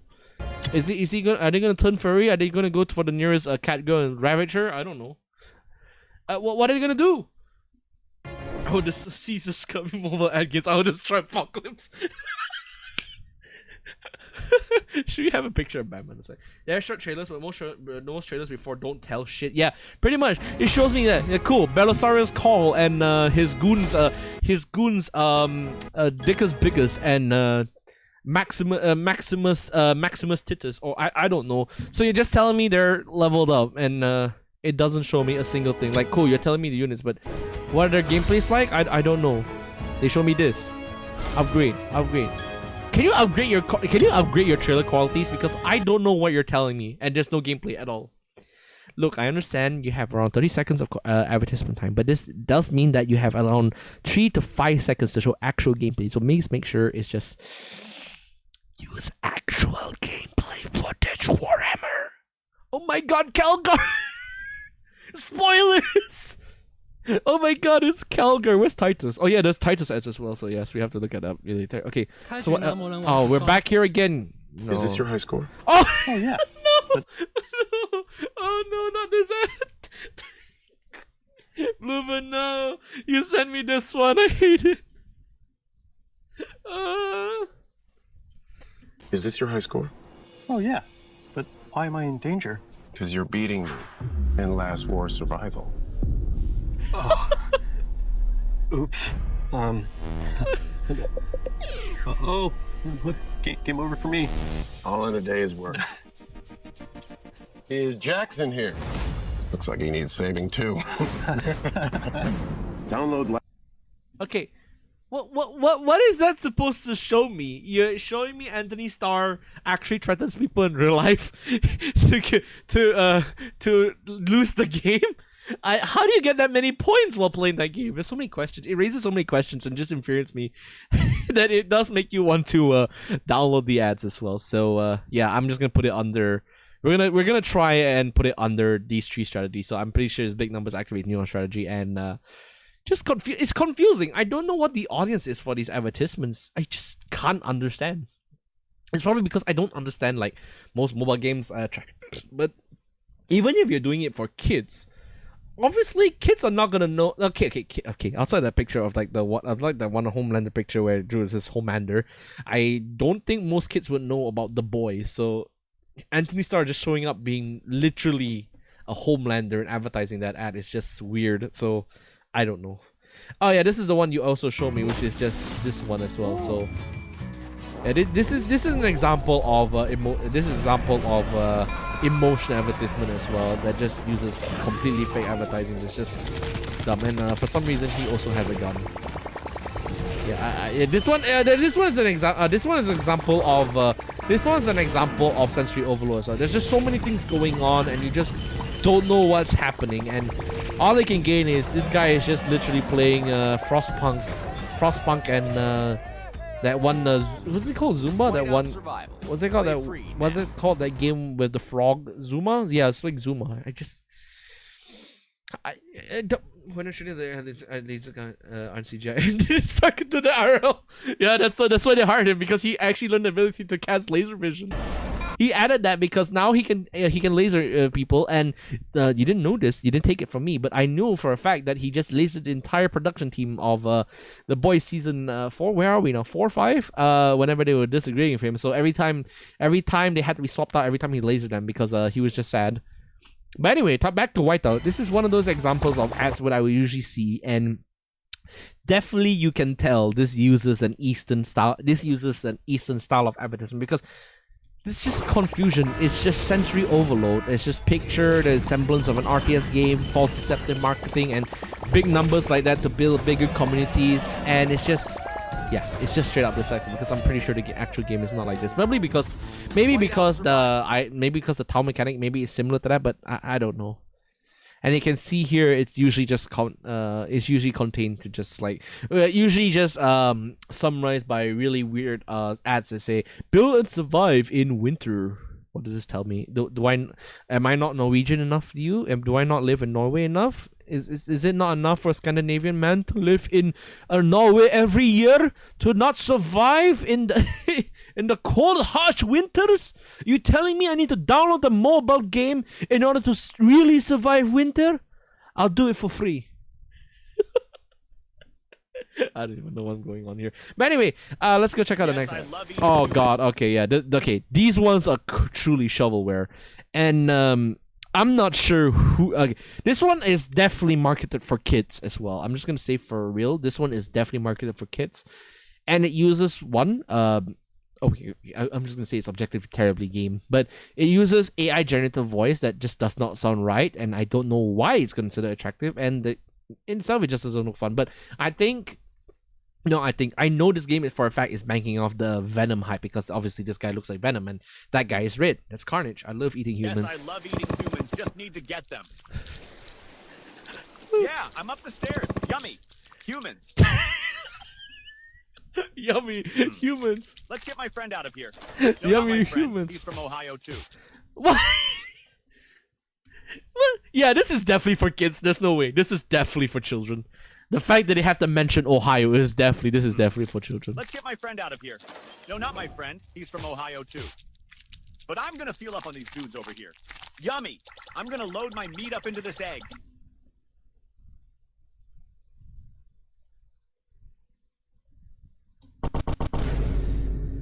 This is terrible. Who made this game?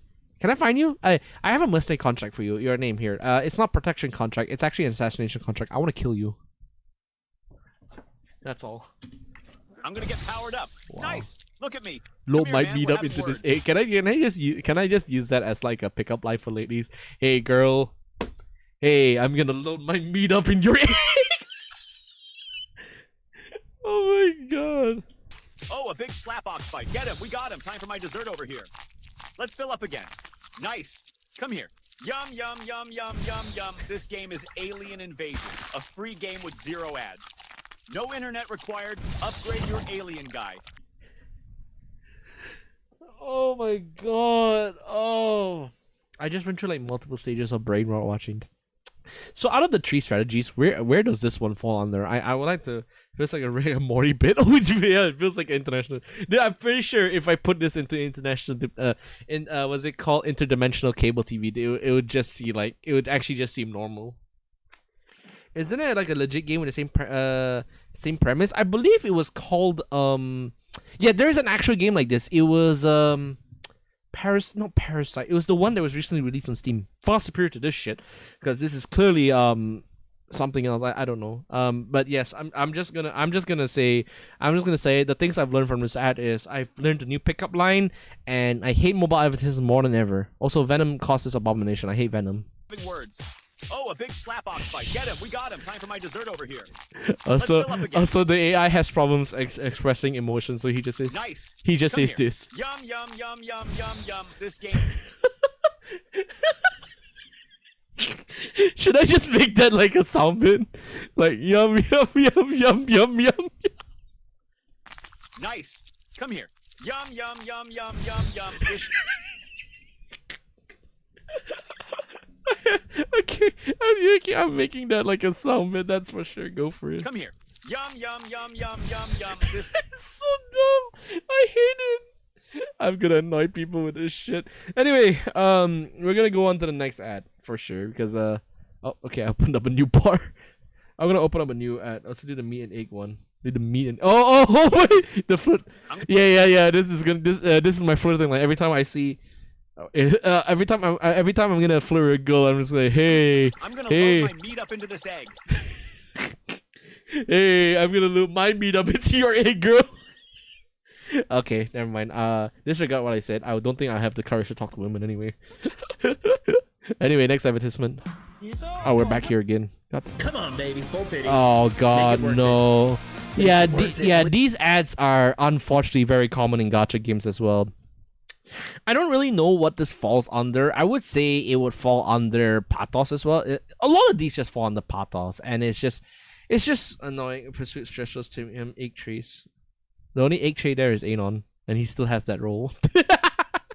But yeah, this is just basically just pathos. I don't know what is it trying to appeal to because, okay, actually the face kind of looks scary. He looks like he's gonna kill me. It's just a random guy off the streets, maybe like a pro gamer. Yeah, this guy definitely looks like he does not murder people.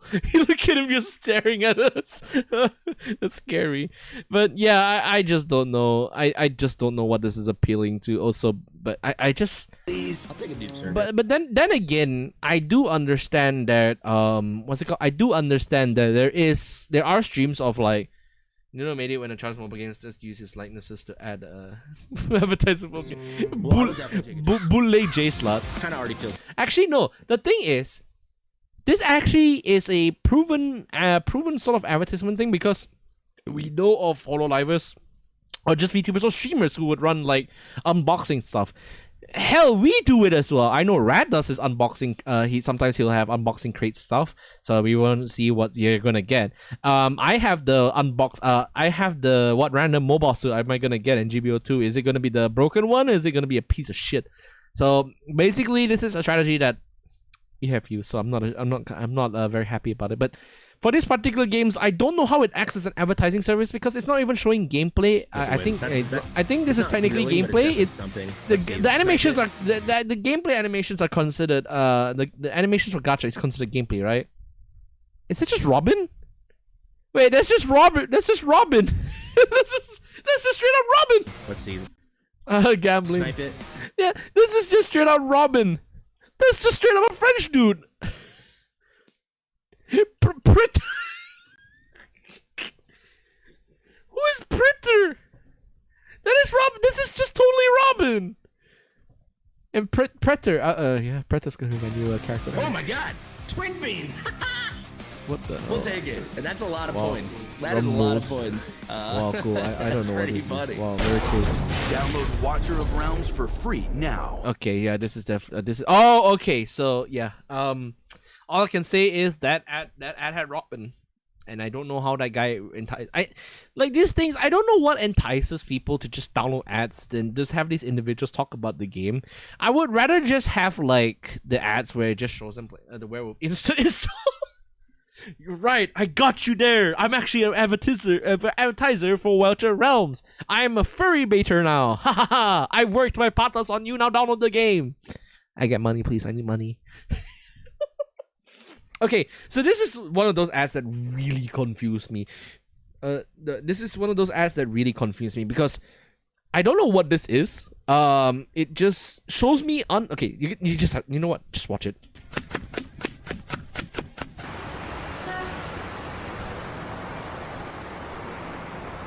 Oh yes, guy hiding there. Okay, yeah, I hide behind tires as well. Yeah. Okay, cool. I hide in fire hydrants sometimes as well.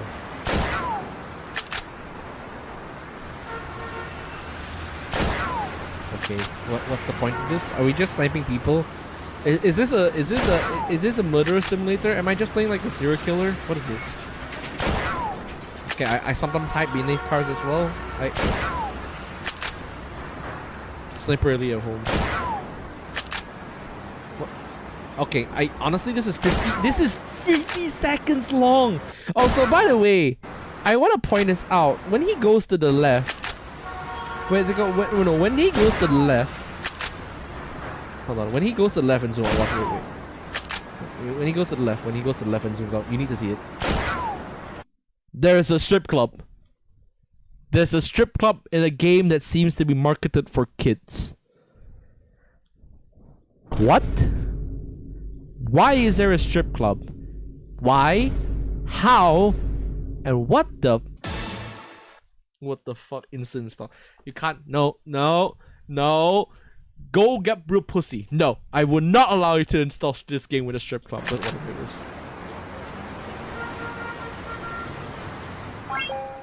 Okay, yeah. What is this? What is this advertising to me? I don't even know. Okay, this one is just Pokemon. But I just want to discuss. I don't even know the point of that advertisement because if you saw it just now, right? Real pussy, scary dude. No, this okay. Like here. I don't know what's the point of showing this, which that's straight up Pokemon gameplay. Yeah, it is. I know. I'm gonna go back to this one because I don't know what's the purpose of showing this thing. What is this? Okay, clearly because when you watch a YouTube ad, you know for a fact that it's gameplay. So what's the point of doing this? Like the first few seconds, you're just advertising someone this shit. What is the point of this? I don't understand. Please explain to me. Yeah, this one is just Pokemon. And again, it has gift codes galore. It has definitely gift codes, and it also has AI Pikachu. AI Pikachu, yeah. He's just shooting jelly. Yeah, no, it's from a different video, but I just don't understand why it's there.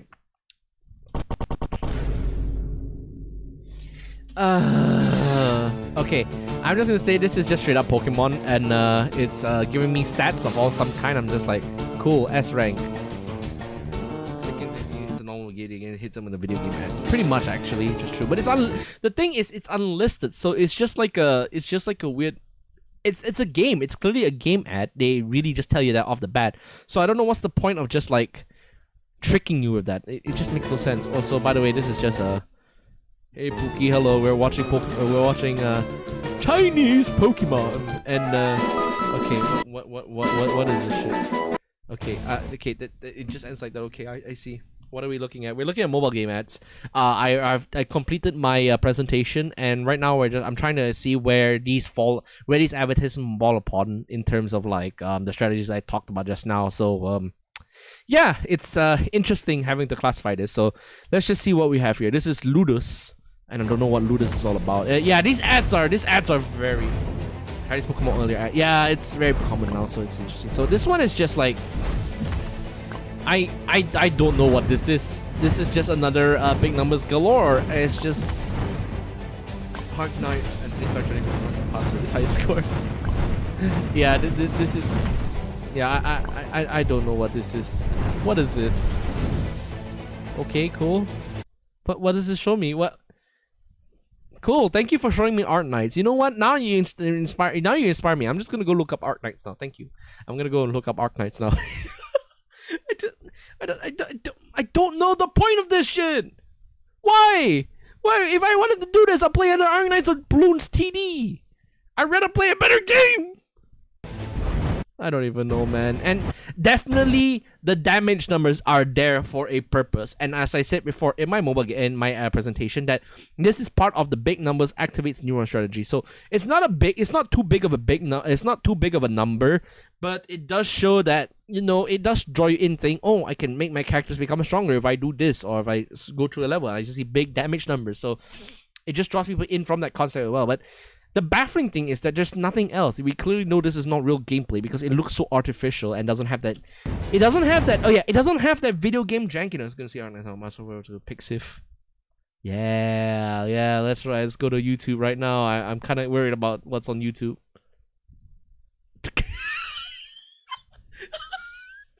I'm not gonna do that. There was a picture of Willy Wonka and Satisfaction. Oh, we're not gonna go there. We're not gonna go there. I don't know what's there. But yeah, you know what? Yeah, this kind of advertisement is actually quite common as well.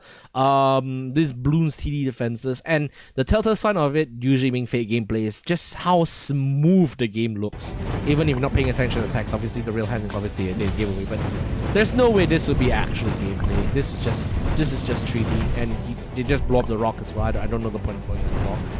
You know, this game I think is racist towards rocks because from initial impressions it seems like they're just beating up rock-related enemies. Zombies also count as rock-related enemies because zombies are frequently found in rock albums as well. But I think there's a political agenda behind this advertisement. They just hate rocks, rock monsters. Hashtag rock monster rights. Can we move on to the next advertisement? Ooh, I'm gonna go to jail for this one. Okay, Guys, next. if anybody Oh my god, no, playing not this longer one than I again. have out there. Okay. Who we got? Give me something. Rat, look, it's us unboxing TF2 crates. Comet! Extra. Oh wow, it's Cetra, the imperishable, the undefeatable, the unconquerable. He who does not kneel down to the chaos gods. It's Cetra. It's Renegade. It is you.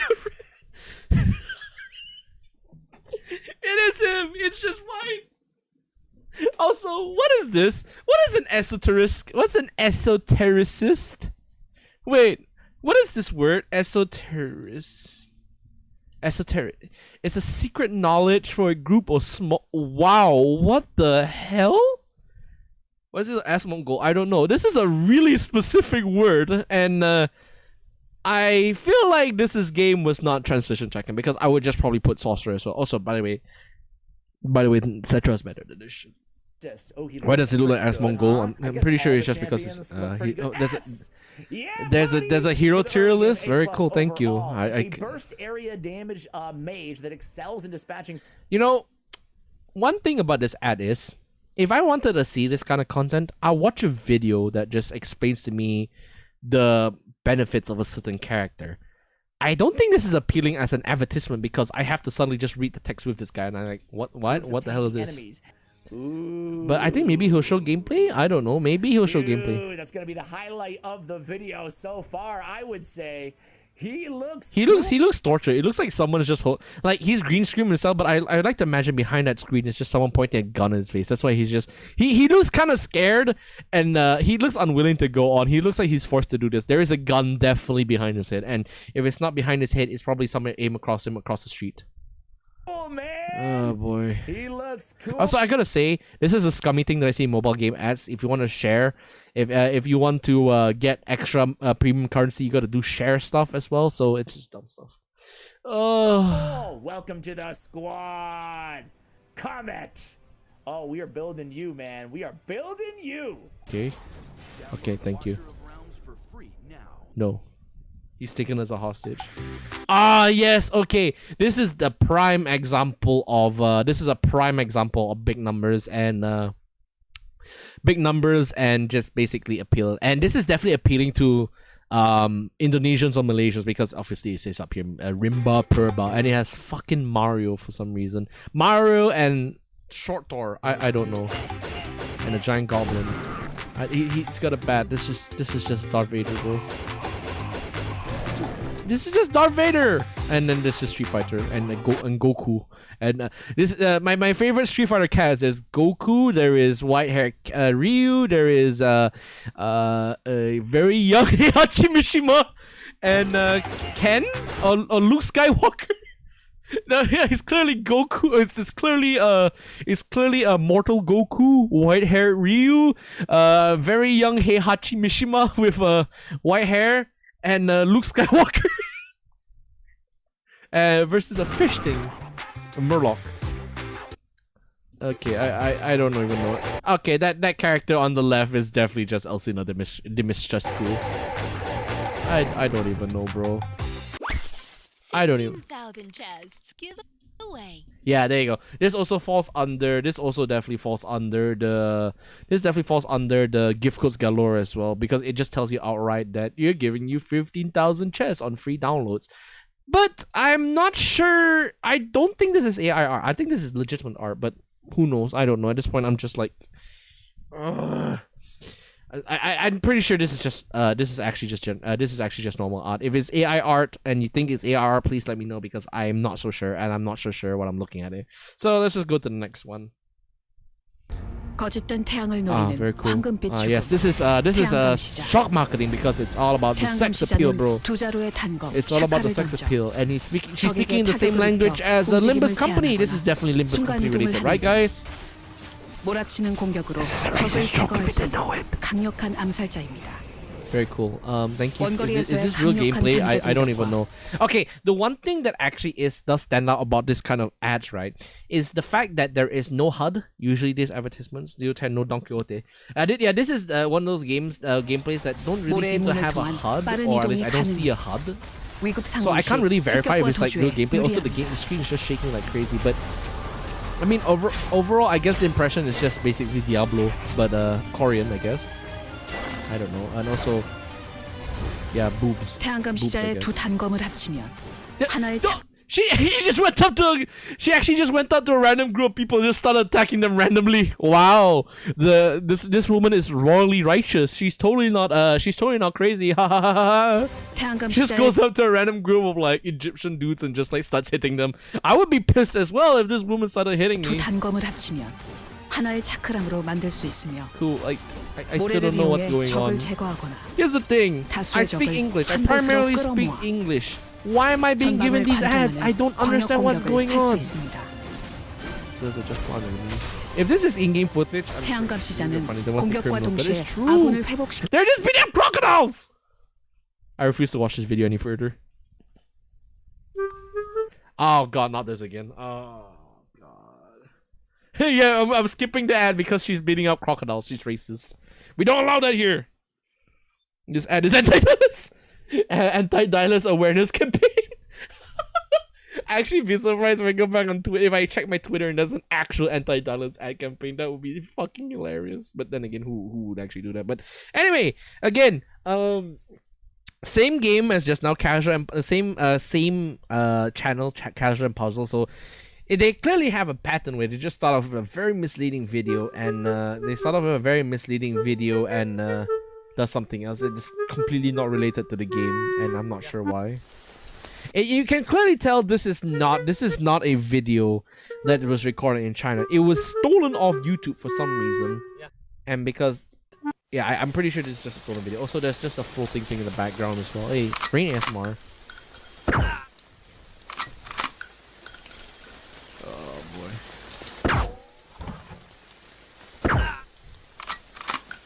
Dude, man, if I wanted to snipe people, I'd play Fortnite. I'm gonna miss all my shots anyway.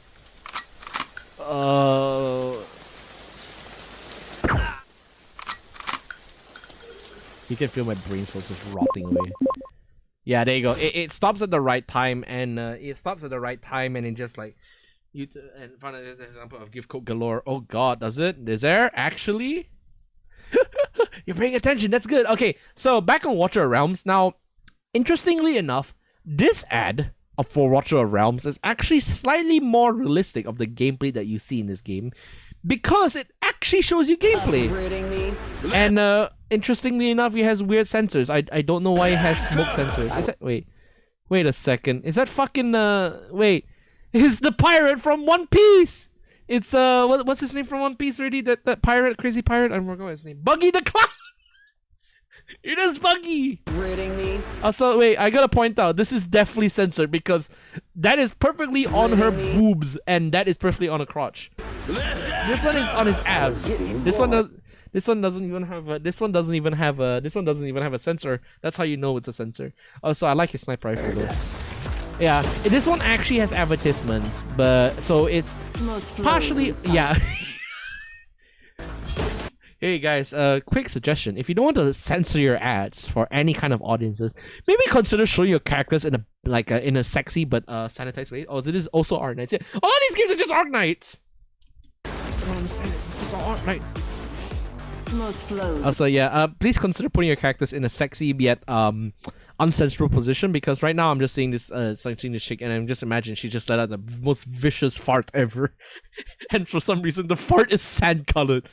Clearly she's a disciple of Ra, because this is the curse of Ra coming out from her asshole.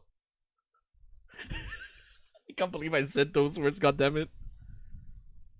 But yeah, I just don't know. Fall to the void. What is the point of these censors? Why would you censor? Because Ra to Eiten Taco Bell?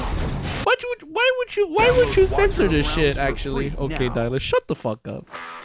Yes, okay, now this one is under the same company that does the Pokemon stuff. So I believe they also stole Dragon Ball or Goku Youth. It is Goku U. And it's Son Goku. The soul punish. Is this a canon title for Gogeta? I don't know. I don't know nothing about Dragon Balls. So you're gonna have to tell me if this is all accurate representation.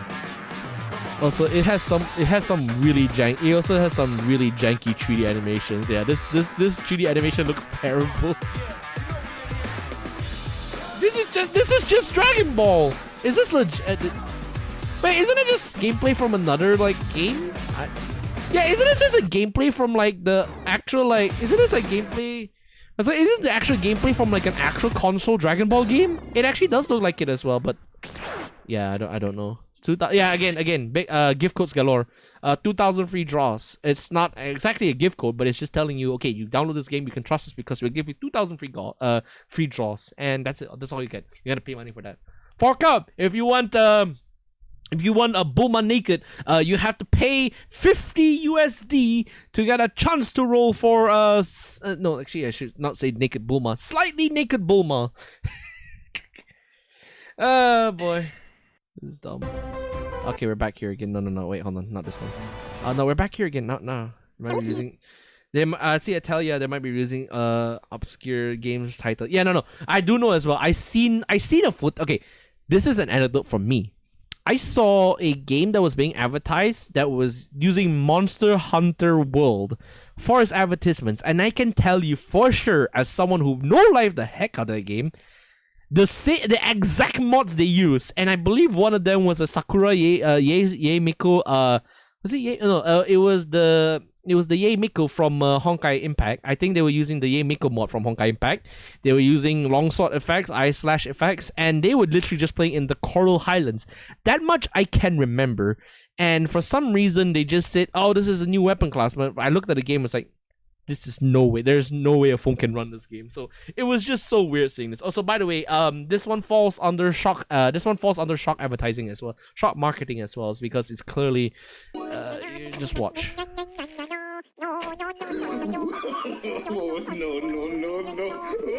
Yeah, Bluven, you did show me this, right?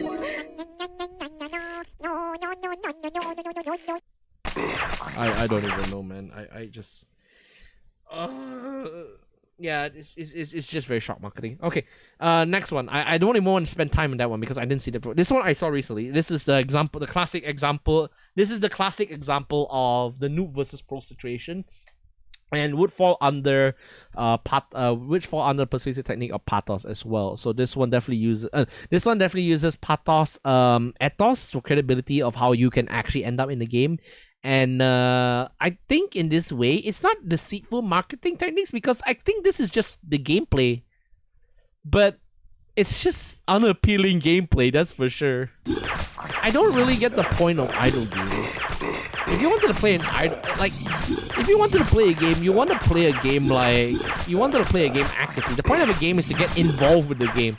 So idle is just weird. I just don't know. And I'm saying this as someone who did play idle games as well, so it does not make sense to me. Those are so. Oh yeah, that sound is not only from Diablo 2. I think it was StarCraft as well. I think that was the ghost firing sound effect as well. I believe that's the ghost firing sound effect, but I'm not so sure. I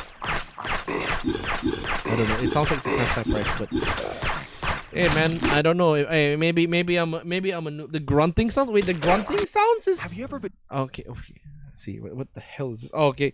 Oh, cool! We got the Call of Dragons ad now, based on real player experience, not based on real gameplay though, because there is no gameplay here. I think there's no gameplay here. There is. Is there gameplay here? I don't even know. There is gameplay. Oh yeah, there actually is gameplay. That's how it sounds. Stock sounds, but Diablo, I like the death sounds from Diablo 2. Oh shit.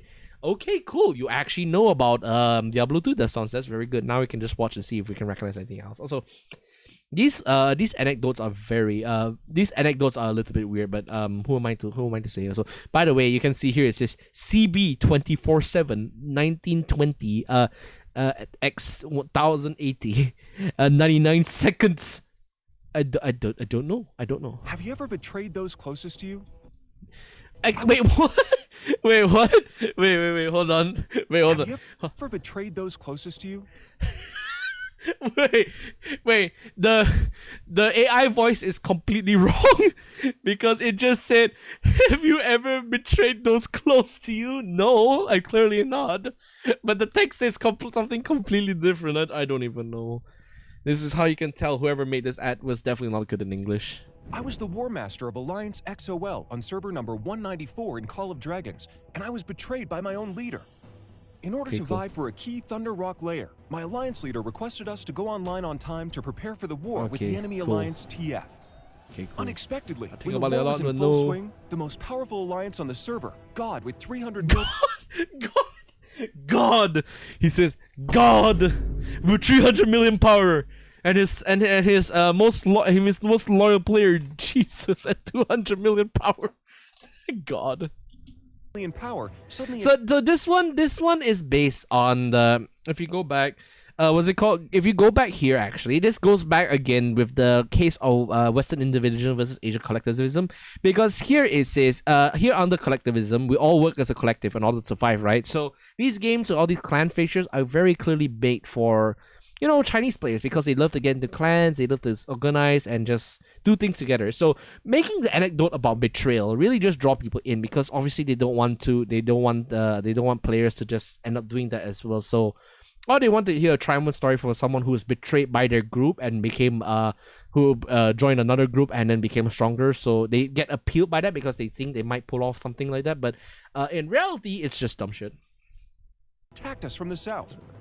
Cool. We were supposed to be allies with God. Our alliance leader sent a message. God is our ally. God is our ally. I think they think they're him. Pretty much. They think you can do. I'm gonna do this. God is our ally. Don't attack. God is our ally. Don't attack.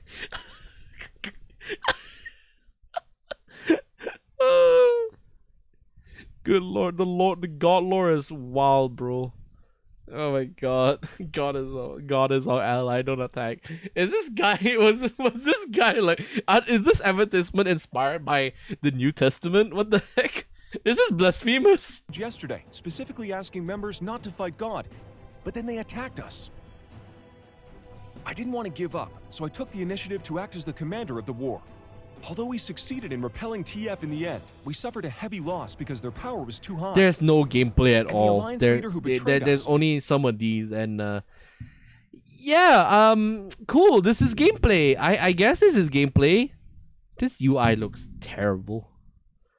Is this God? It's never been online since then. Oh, it's actually I don't even know anymore. The enemy yeah, there you go. This is somewhat of the gameplay. This is somewhat the gameplay, and it just looks very generic. Also, hello, bro, join God.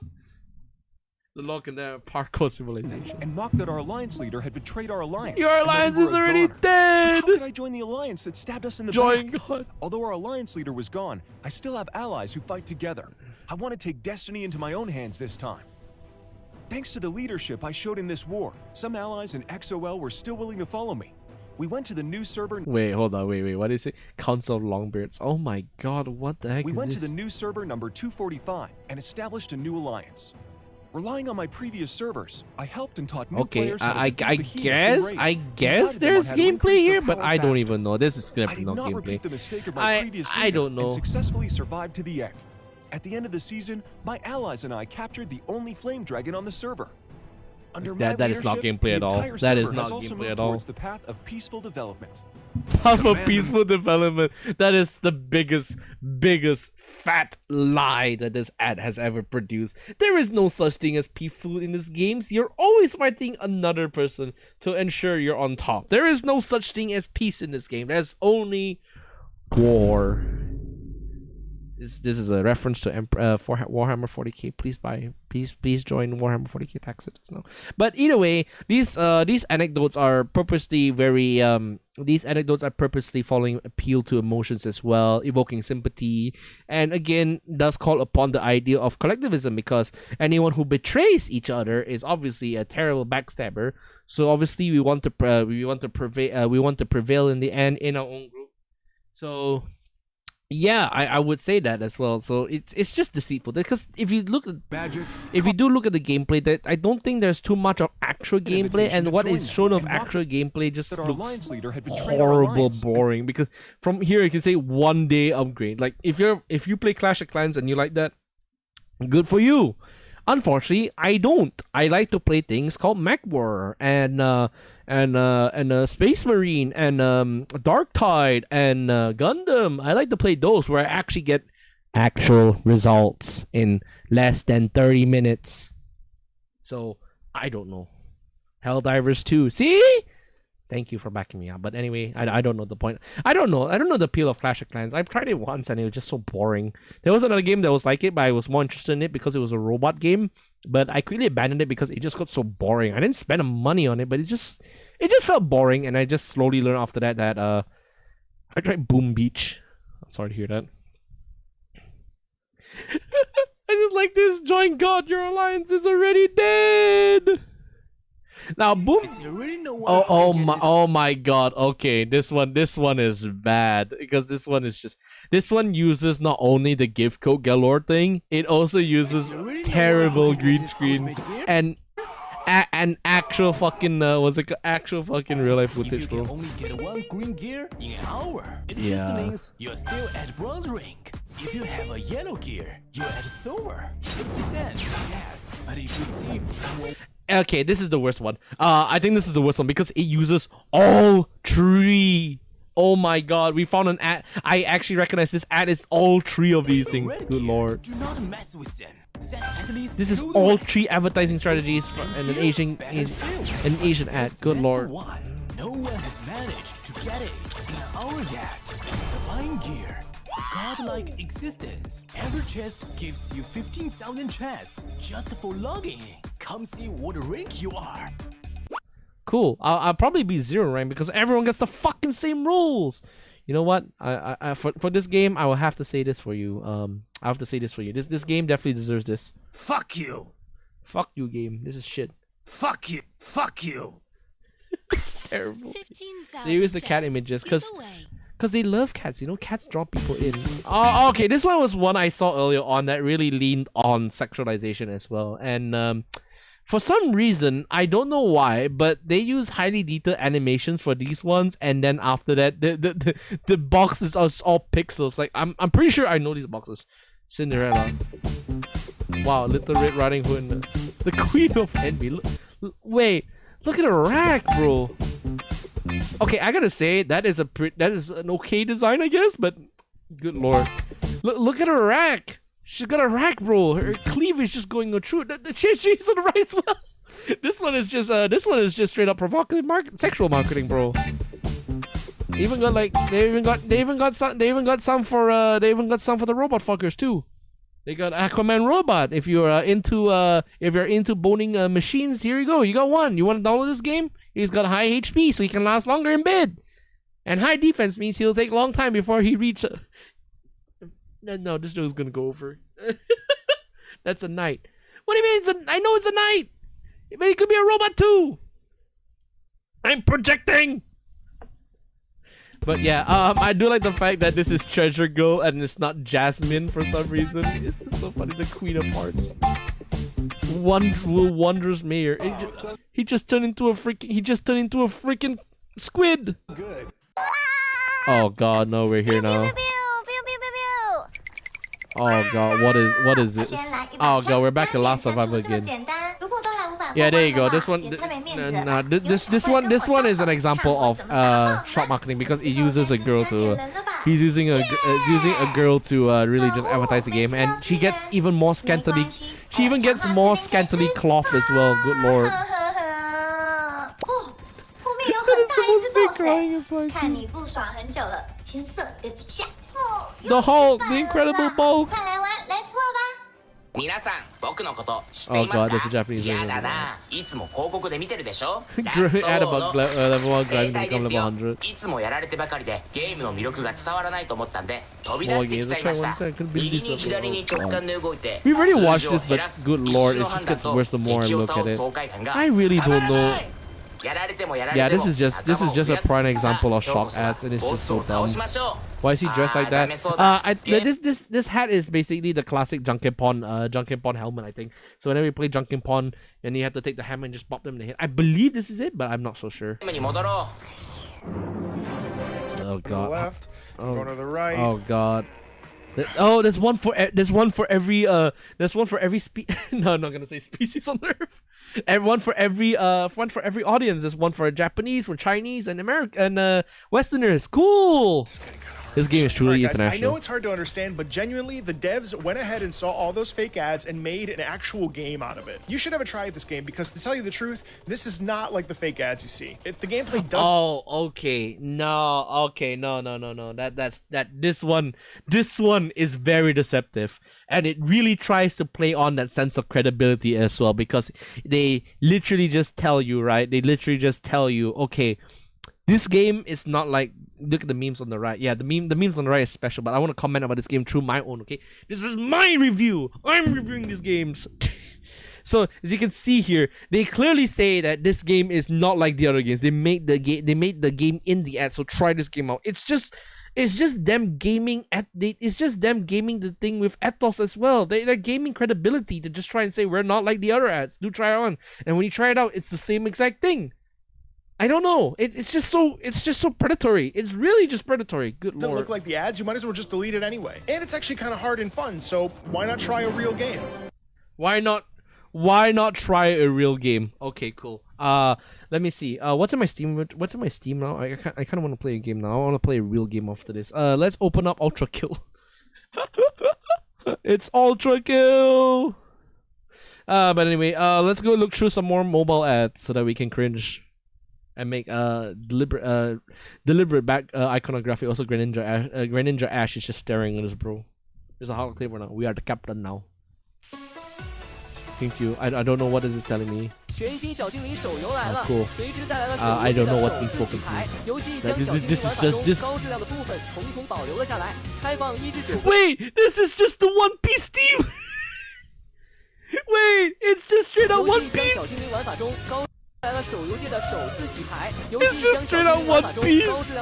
One Piece and Pokemon Sword and is it not the Pokemon Violet as well? So, good lord, this is. Oh, so by the way, this is a lie. It's a big fat lie. Their Hoenn does not look like this. Alola does not look like this.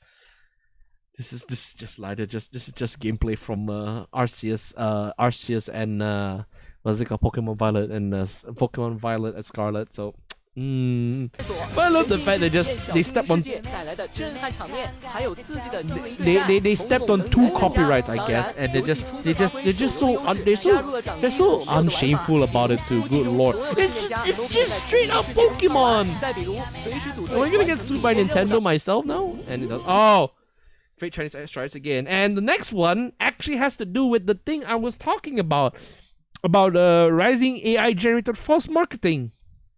So this ad is weird because it's clearly an AI ad and I'm not sure what it's telling me. Is this a game? The game where the fish look like monsters? Am I playing Subnautica or am I just playing... What is this telling me?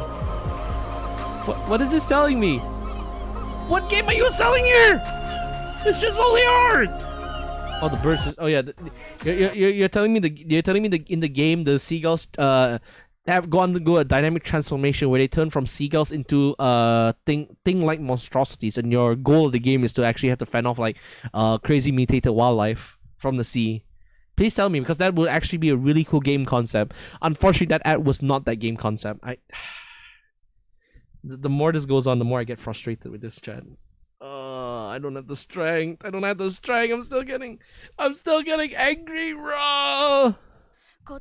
Oh yeah, very good. This is the one. This is the one where I got it from. And this one just uses a generic anime song. Not generic anime songs, like an actual anime song, and it just does this. All it just does is just show you this. Literally, there's no gameplay. It just shows you codes. And okay, okay, never mind. You know what? No gameplay. I'm gonna download this game right now. You got boobs. You got boobs.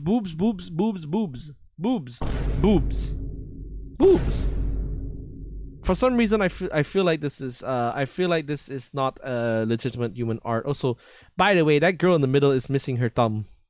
I think. Is it no, she's not missing her thumb, but still. Can anyone identify like missing fingers? I feel like there's a missing finger here and there. I feel like the red one has a missing finger. Omega, come in here. Which one of these have missing fingers? I can't tell. I need you to look at the sexy anime women and tell me if they have missing fingers. This game so she can restore her thumb. No, wait. Her thumb is definitely there, right? I feel like this game has thumbs somewhere. I'm not so sure. The girl's fingers are gone. Now that's because it's in this thing, right? No, you can see the fingers up here. Are those the blade? I don't know. I don't know at all. I don't get it. I can't see because it's not that HD. Okay, what if I bump up the HDness? What if I bump up the HDness and you can see the enemy titties? Also, why is the game art style just dramatically? This Life 2D is just dramatically different compared to this. That's for sure how I can tell this game is just not legitimately made. Okay, I just need to see also robots. Cool. Okay, I just like to point out that's a tight ass suit. Why is the belly button just? I'm pretty sure suits don't show the belly button. Also, it's not the fingers. It's just like the bits and armor and like such. It's not only that. It's just like, it's not the fingers the jet factor. Just like the bits of armor and such. I don't know. Yeah, something about like the clothing seems very strange. I'm not sure about it. These do not look normal or natural. They're pretty horny though. I'll give them good credit. Also, by the way, I think this lady on the left is just basically a combination of what's that chick? Jet from Valorant and a few other characters that I know of also. But hey, I don't know. I know nothing. My brain is going numb already. Oh, please save me. I'm still going. I'm going brainrot. So let's see what other. Oh God, no. This example of you can do better. Or something, or numbers game. Yeah, this is just straight up a numbers game. You can become stronger. Sure, I guess. Oh, this is the same game from before. Yeah, this is the same game from before.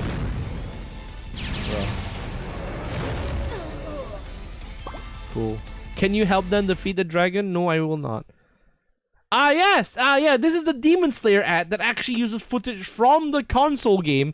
Because if you see up here, you can actually see like the button inputs as well. So this is one of the games that... Yeah, this is one of those Demon Slayer games that really like made me suspicious that this is like a legitimate project. Because this is just from the fighting game as well. If I remember correctly, yeah, this is the fighting game. So it's just so funny just to see the footage here and say, oh yeah, this is totally a legit mobile game. Sure, why not? No, you're just showing me the freaking console game. Very cool. Wow, cool. Cook bread and win. Oh my god, this one also has free ads as well. I don't even watch Demon Slayer and I'm just so freaking turned off by this, bro. Okay, cool. Thank you for just. Wow. Where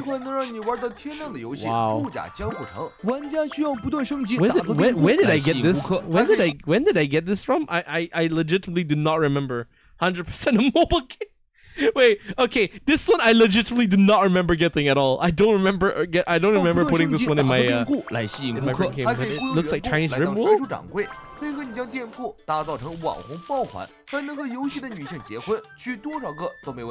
Should I be censoring this? I don't think I should. Oh my god, children. No, it's Japanese. It's surely I slowly think what's it called? I slowly think that guy they're trying to say in Japan they're saying it in Japanese, but I feel like slowly that guy just like stopped, like he just flubbed up and just did not know what to say. So that's an example of what I mean by sensory overload, because it'll just give you this it'll just give you what's it called? It'll just give you like what's it called already? It'll just give you like this sensory overload. The guy's talking too fast. You can't register what is going on, and it just gets so. Also, by the way, this one is another tower ad. Incremental tower defense game. I do tower is like the tower defense games you know and love. I still don't think this is a tower defense game. but there's a twist. There's only one tower, but there are Sir, that's not a tower defense game then. upgrades to pick from. That's not a tower defense game, sir. That's an idle game, sir. Sir, that's an idle game. Of upgrades for your tower. Unlock ultimate weapons to also, the guy looks like he's gonna. The guy looks like he's also put a gunpoint as well. He's masking. Apology. The comments down here actually did say it was like, you killed someone and now making an apology video. Oh my god, the ad is bad. Cut the points quicker. I made a game. It's stale and boring shit. Good lord. Yeah, the people do not like this ad a lot. Oh god. Freaky tower defense. How powerful can you make your tower? Ah yeah, State of Survival. Thank you for showing me this shit. I love it. I love this ad because this one I haven't seen in a long time. Thank you, Bluevin. Bluevin sent this one.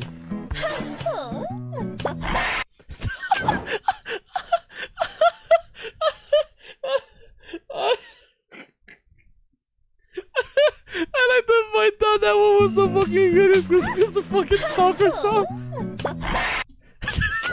Oh yeah, this one is terrible. I don't even fucking know this one. God, Hero War ads are just so terrible. They're so sexual as well. Good lord. What the fuck? Yeah, this is what I mean by.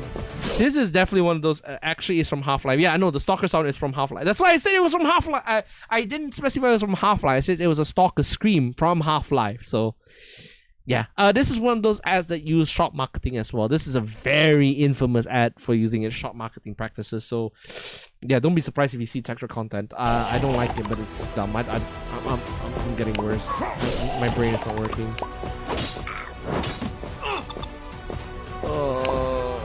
Oh my god, it's the horse demon from that one hentai. Good lord, it's just so blatantly pornographic as well. The fake hand as well. What is these ads on horses, bro? Who's the next level? Play now. Very cool, thank you. If I wanted to play this game, I'll play a better game, thank you. Okay, I guess the last few ones. I guess I go to the last few ones as well because I think my brain is slowly degrading. So I think we need to stop the stream before I fully lose my consciousness. I'm actually losing blood right now. Like I'm actually straight up losing blood to my brain right now. I'm losing blood. I'm losing liquids, and I'm losing my life. Why the fuck is he in a room? He's clearly here to do the Riddler. He's clearly here to do the Riddler to someone. Also, I also gotta point out that's the old fucking YouTube layout. Yeah, that is just straight out either bootleg YouTube or that's an old YouTube loadout. Also, that's wait, that's just Jimmy Kimmel. No, wait, Mara's the most obvious one, but isn't it just Jimmy Kimmel? Or is it Jimmy Kimmel? I don't remember. Jimmy Fallon? I don't remember what his name is, but it's straight up Jimmy Fallon, and then. What is this thing? I don't even remember, man. It's just how can Vinny do this? Isn't that Alan Wake? What, the game? Is the game Alan Wake? I don't even know. I don't even know anymore. Well, that's Limbo on the left. That's Limbo on the right. That's for sure. Yeah, that's just Limbo, the game on the right. Also, why is it using scary music? Hold on. Wait, hold on. It zoomed in on the desktop. I want to see what ads does he, what games does he have on the desktop. Bro, no shit. He has Borderlands 2. He's got Minecraft on the desktop as well. Whose actual desktop is this? Bro, it actually got Borderlands 2. God, is it gonna be like a jump scare? It's just like... Ah, yes, more AI ads. I love AI slop. AI slop is just so cool. I just love watching this. It's so funny. Also, the kid just randomly appears on the right corner. Why is AI slop? AI slop is just too apparent now. It's just too apparent. People are just straight up using it in their own advertisements. Why is he going to random room to shoot small people? Maybe he lives in the room. Duh, you stupid. Maybe he lives in that room. That's why he can bring a gun into his own room. There's no law that disallows you from shooting into your own home. I verified this. I shoot my guns regularly into my cabinet. Also, this one just shows me ships fighting. I don't know. Thank you for random CGs. I guess maybe this is not exactly what I don't know. Is this considered? Is this considered just like fake advertising? Because there's no gameplay. I don't even know. Epic naval warfare. I'm pretty sure the game doesn't even look like that. Also, what are those planes on the top of their ship? Are those actual ships or like I'm going crazy. This is AI art, isn't it? This the whole thing is just AI art, isn't it? This does not look like an actual art piece. Also, that's a really long carrier. The more I look at this picture, the worse it gets. That's AR art. Yeah, the ships look kind of funny, and then you just see like the extremely long aircraft carrier with 3 control towers. Oh my god, that's how blatant it is, and that's why you cannot trust any ads that you see. These are all AI images. Good lord. Oh, so wait, the fire effects, bro. Look at the fire effects. It's just clearly green screen in Lamau. That's terrible. Good lord, who's gonna buy this stuff? They're lined up, but planes aren't even planes. Planes aren't even planes. They're just things. Also, yes. Unfortunately, Gaijin has actually fallen under this so far because I'm not sure if this is like actual like gameplay footage from their cross-out games. They use real life game footage, but it's a little bit weird and how to use it. So I don't think this is a legitimate Gaijin Y. I don't think this is legitimate game footage as well. No, you can't lie to me. There's no way cross-out looks as good on mobile. This is not a mobile game. Bruh, this is not a mobile game. It's too smooth. We hate mobile. I can't wait to catch some humans. Oh but god, first, not this let one me again. upgrade my tentacles. Nice. Let me get a bit of health as well. Okay, should we do the mystery? Let's go for it. No. What? I lost it all. Whatever. I'm just gonna catch some humans. Is that even Yummy. I don't know. Let's keep on going here. Oh, look a friend. Hi, bro. What are you doing? No. Oh my god. That's not a friend. Yeah, That's this not- game just run, makes it run, so. run. Catch some humans. Yummy. Okay, I need to upgrade so I can get stronger. Nice. Yeah, Now this let's game go- just straight out says this game just straight out makes it clear that this is just Venom in like dumb shit in like a weird context. I would report that I would literally eat big hole shark. Back to our friend. This is what you get for not giving me a hug. This is Alien Invasion, a free mobile game with 0 ads, and there's no Wi-Fi required to play. Okay. There's constant. What did it type there? To required? Yeah, I don't think Wi-Fi is required, but I don't think Wi-Fi is also required. But there's constant updates and special events every week. So tap the screen to play for free now. Okay, cool. Oh my god. Oh god.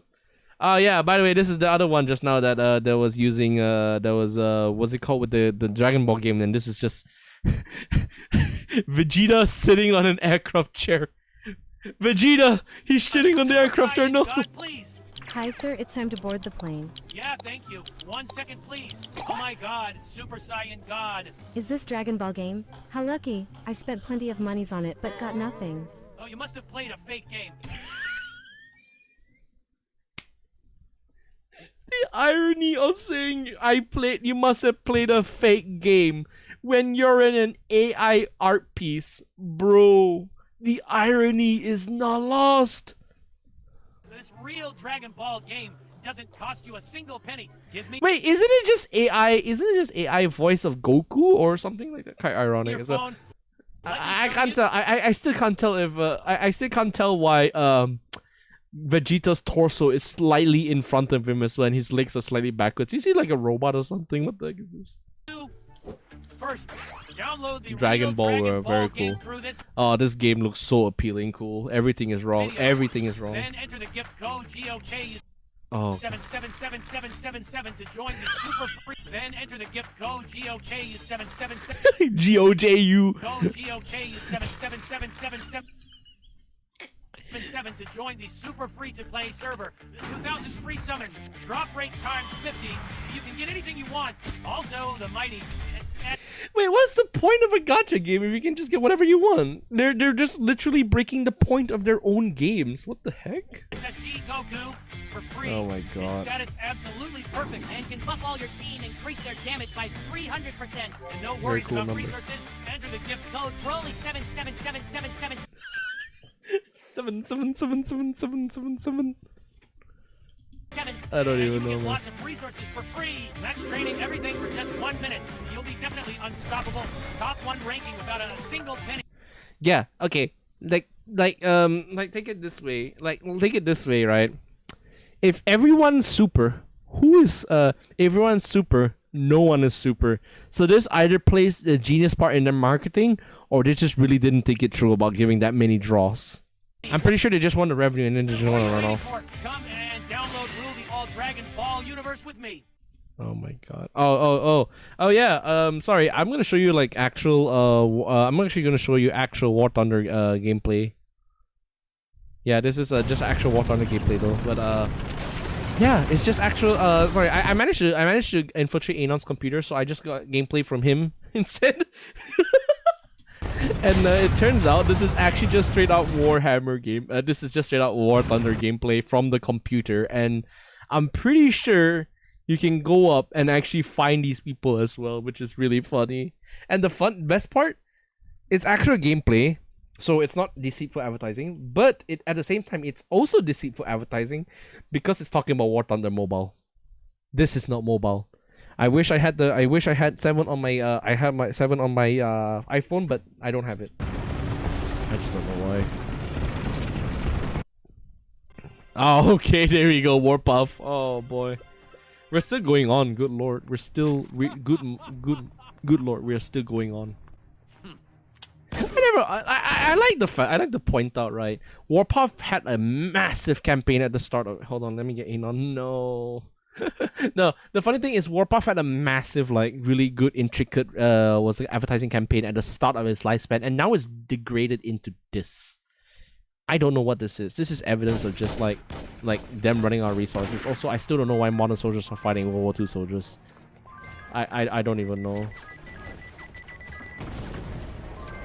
Okay, just random people coming out of nowhere. Sure. Very cool. Very cool. Oh, the bad guys have a grey Humvee. Certainly evil. What the heck is this game, man? I don't even know. Ow, ow, my ears. Ooh, lord. We're just going through the ads right now. We're just going through the ads right now. Also, by the way, I'd like to point out, that's not World War II. Yeah, I would like to point out, this game said, right, you can build an Apache helicopter and a triple barrel gun. That's a lie. You only can get double barrel guns, and when you build an Apache helicopter, it just gives you a weasel. This game is a scam. This game is a scam. Also, why isn't it only option for a helicopter if there is a launch pad? Also, I don't think catapults work like that. Look at the controls. Wait, what? Look at the controls. Oh. It's just tap. The man, go hold my beer. Oh god, I just. Oh my god. Oh yeah, this ad. I don't even know anymore. Hot women. What can I say? Hot women. Hot women. I love women. Gay for women. Oh good lord, I don't even know what this is. Oh yeah, guys. This one I discovered while looking for weird mobile ads, and this one I purposely looked for them, and I don't know what to make of this. This is so weird. I don't know the purpose of the maths equation on top, and I don't know. I don't even know the purpose of the maths equation on top. This is a YouTube short. The sewing trusses too. I don't know, man. What the? What the? What?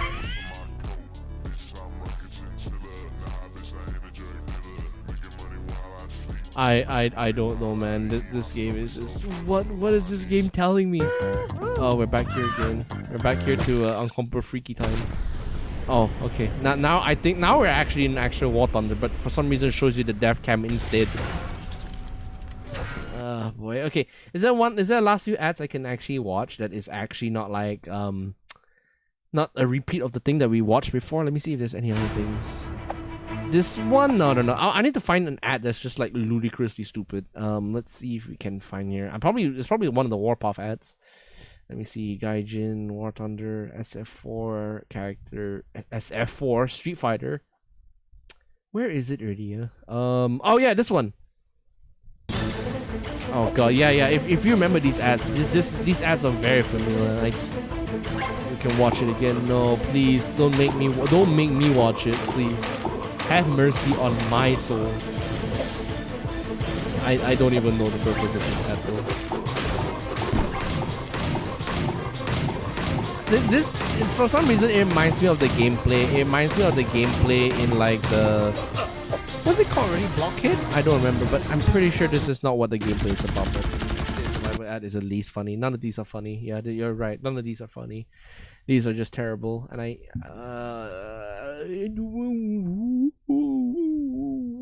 it's a great time in Vegas. I'm actually going crazy right now.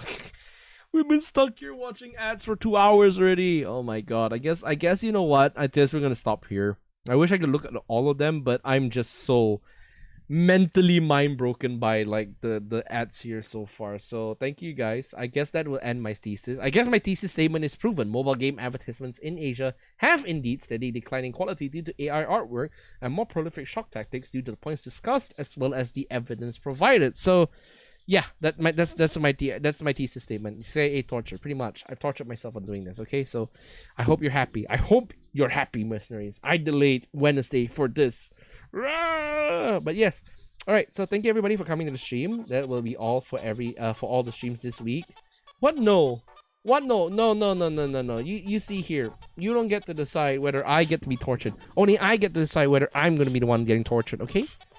I was tortured. What do you mean you were tortured? I was tortured because I had to find 70 videos of these advertisements.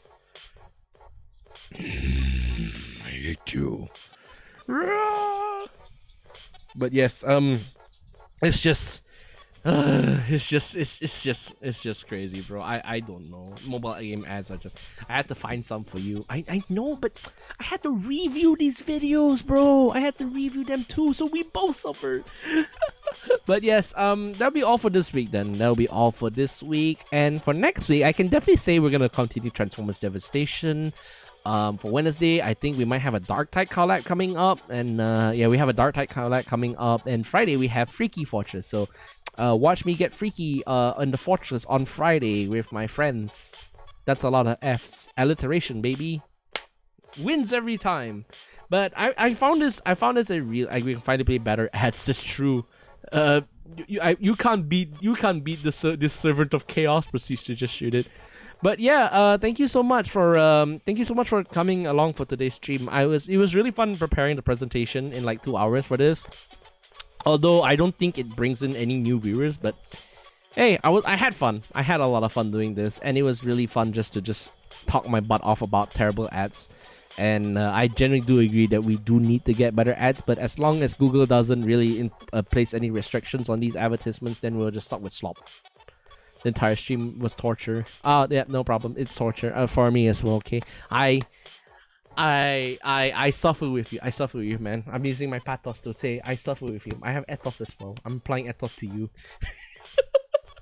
Boy, but it was really fun. I really enjoyed the stream, and it was nice for the guys who chimed in as well. So really interesting. Got there and plays a bit points of these curse ads. It does. It does explain why they're there, but it still does not explain. It still does not explain why. What's it called already? It still does not explain why why these ads continue to exist. And if I'm getting pissed off by it, like a lot of people getting pissed off, how does this? What audiences do these ones even attract? I really hope this gets sorted out in the future. But knowing Google and knowing big corporations, nah, they probably just strike me down first for calling them terrible. But yeah, that'll be all. We'll discuss that fate later. Right? So glory be a day, mercenaries. Have a good one and good night. And don't watch any more videos because you might get more stupid ads. In that case, you can always just send it to me. All right? So good night, mercenaries. Have a good one. Glory be a day. Bye bye.